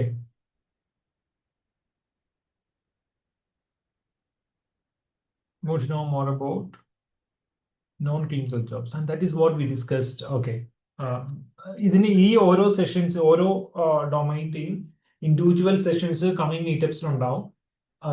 So we will be updating about those sessions only in that community, not in any public platforms or not in any open platforms. അപ്പോൾ ആ സെഷൻസിൽ നമ്മൾ maximum we are trying to bring people who are actually working in that industry, അല്ലെങ്കിൽ ആ ഒരു particular ഡൊമൈനിൽ work ചെയ്യുന്ന ആളുകളെ കൊണ്ടുവരുന്നുണ്ടാവും. അപ്പോൾ then they will share more experience about how they work in this particular.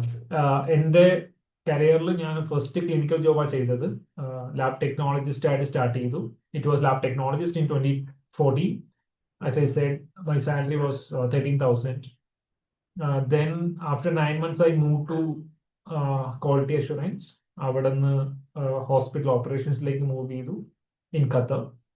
ഖത്തറിൽ ഞാനൊരു കുറച്ച് വർഷം 3 വർഷം വർക്ക് ചെയ്തു. ദെൻ ഐ കം ടു ഖത്തറിൽ ഞാൻ ആസ്റ്ററിലായിരുന്നു വർക്ക് ചെയ്തുകൊണ്ടിരുന്നത്. Then I move to corporate sales.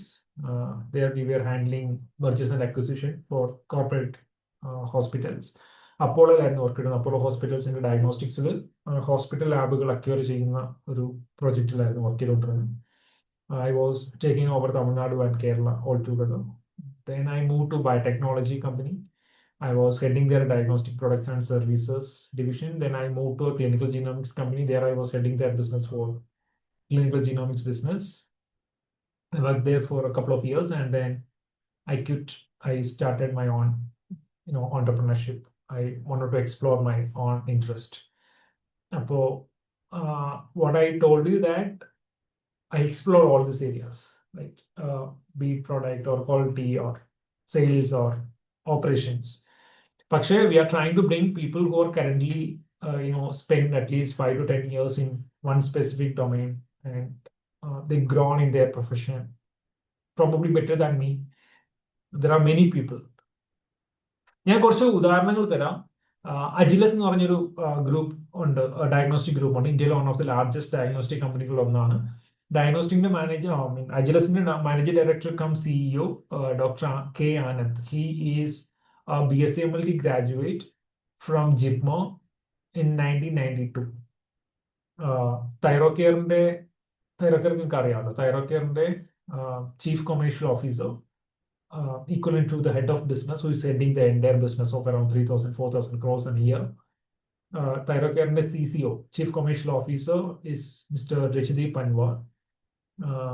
He is basically a diploma MLT holder, and then he did his bachelor's degree in biochemistry, it seems.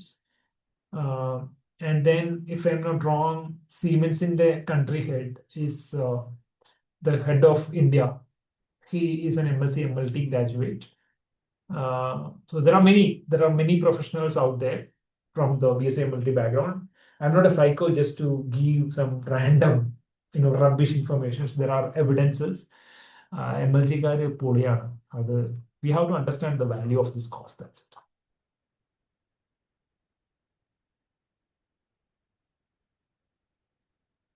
We just started with these sessions, and we will be having better perspectives about the profession.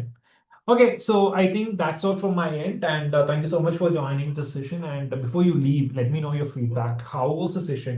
And is it something that you really expected, or uh, what to say? ഇത് എന്തെങ്കിലും useful ആയിരുന്നോ ഇന്നത്തെ session?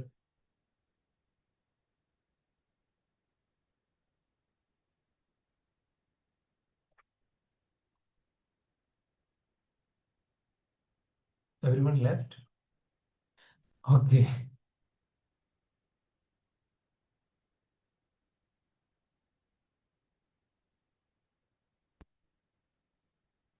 Okay, cool. So how often you want to have? In every weekly sessions വേണമെന്നുണ്ടോ? So this is going to be like a long term. നമ്മളിത് എന്താ പറയാ, ഇത് എല്ലാം address ചെയ്യണ്ടേ? ഇപ്പൊ പറയുന്ന പോലെ ഓപ്പറേഷൻസിനെ കുറിച്ച് ഇൻഡെപ്ത് നിങ്ങൾക്ക് അറിയണം. അപ്പൊ ഇത് നിങ്ങൾക്ക് നിങ്ങളുടെ ഫ്രീക്വൻസി എങ്ങനെയാണ് നിങ്ങൾക്ക് വേണമെന്ന് തോന്നുന്നത്? എവറി വീക്ക് ആണോ, വൺസ് ഇൻ എ മന്ത് ആണോ, ഒരു 2 weeks ഇൻ ഒരു സെഷൻ ആണോ? How do you expect?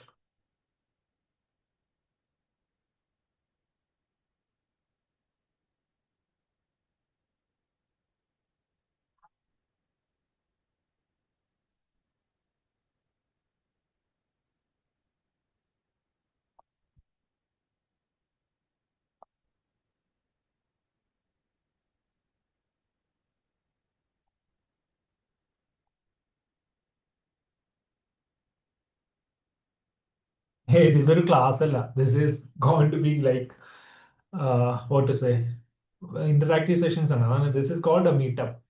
നമ്മൾ ഇപ്പൊ വിർച്വലി ആയതുകൊണ്ടാണ് ഞാൻ എന്റെ സംസാരം മാത്രമേ കേട്ടോണ്ടിരിക്കുന്നത്. പക്ഷേ the offline events are going to be like at least 100x powerful than what you currently got it. Once in 2 weeks. Oh, okay.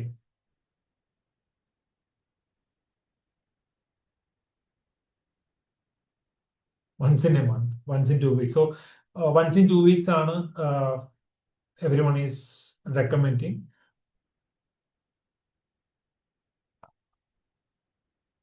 That's really great.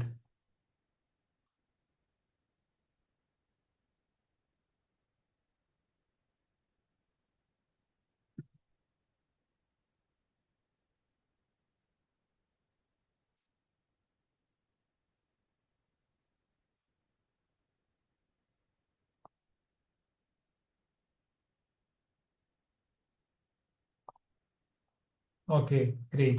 Well, ഞങ്ങൾ maximum will try to set up this every once in 2 weeks. That is what everyone is asking for. അപ്പൊ അങ്ങനെയാണെന്നുണ്ടെങ്കിൽ അതനുസരിച്ചിട്ട് നമ്മൾ proceed ചെയ്യാം, right? Just give me a moment. I'll do only.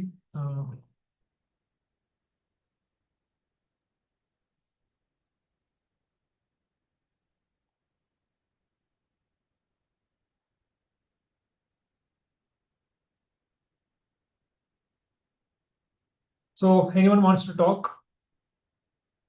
before you leave? You can unmute everyone.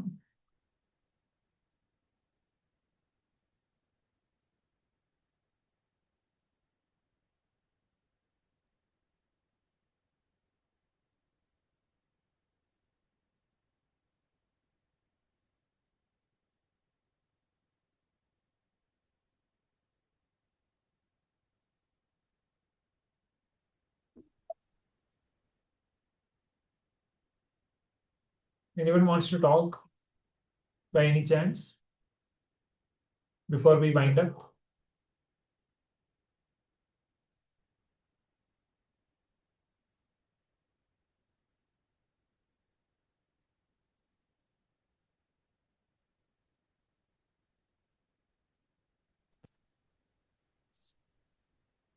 Yeah, you can unmute yourself and you can start talking.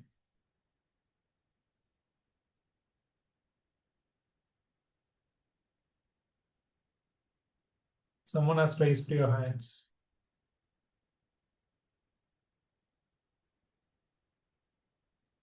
So we are planning to set up these programs targeting the colleges because കോളേജിൽ പൊതുവെ നമുക്ക് ഈ learnings കിട്ടാറില്ല.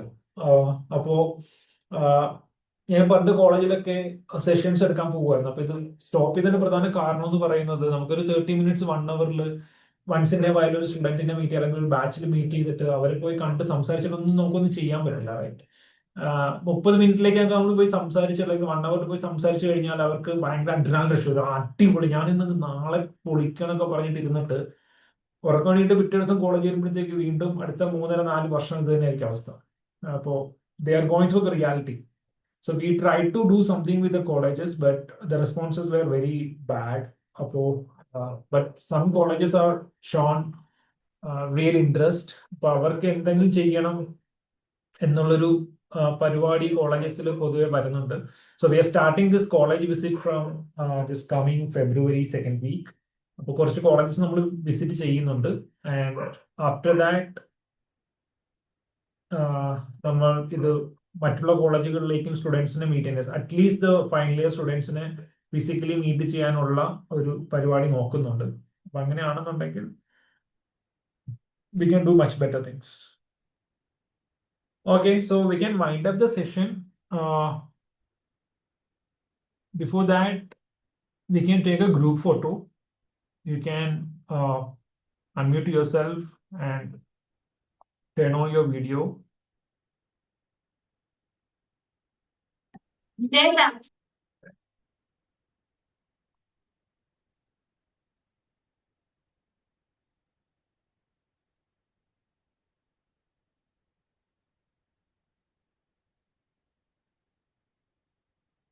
Yes, who else? Hi, Sajid.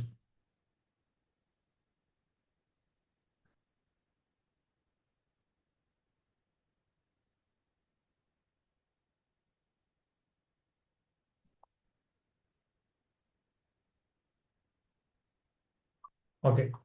Anyway, whoever is there, we will take a photo. Someone wants to switch on the video?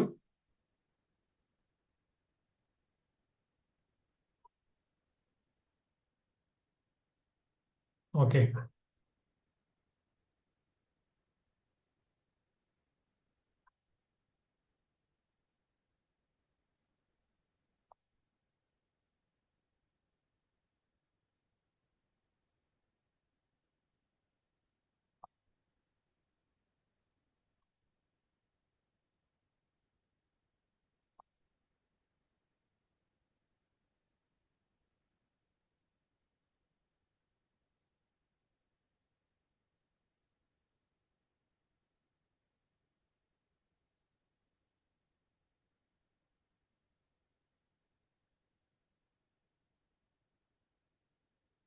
Okay, smile.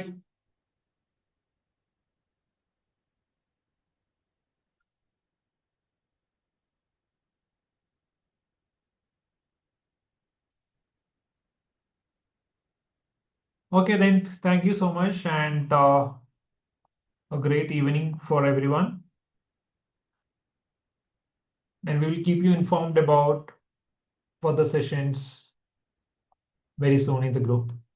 So you can post your sessions. And okay, one more thing, we will keep this, the community open, but try to not to post, try not to post any spamming messages because ഒരുപാട് പേരുടെ comments വരുന്നുണ്ട്. കമ്മ്യൂണിറ്റിയിൽ പല പർപ്പസിലുള്ള ആളുകൾ ഉണ്ടാകാം, പക്ഷേ നമ്മൾ spam ആയിട്ട് മെസ്സേജ് അയക്കുമ്പോഴത്തേക്ക് it's disturbing everyone. For that reason we made that group hidden. And if you have any questions, you can directly reach out to Vishnupriya. She is moderating the group and she is the admin of this group community. അതല്ലെന്നുണ്ടെങ്കിൽ try not to post any posts that are not relevant in the community. So look forward to meet you in another session. Thank you so much for joining today. Good night.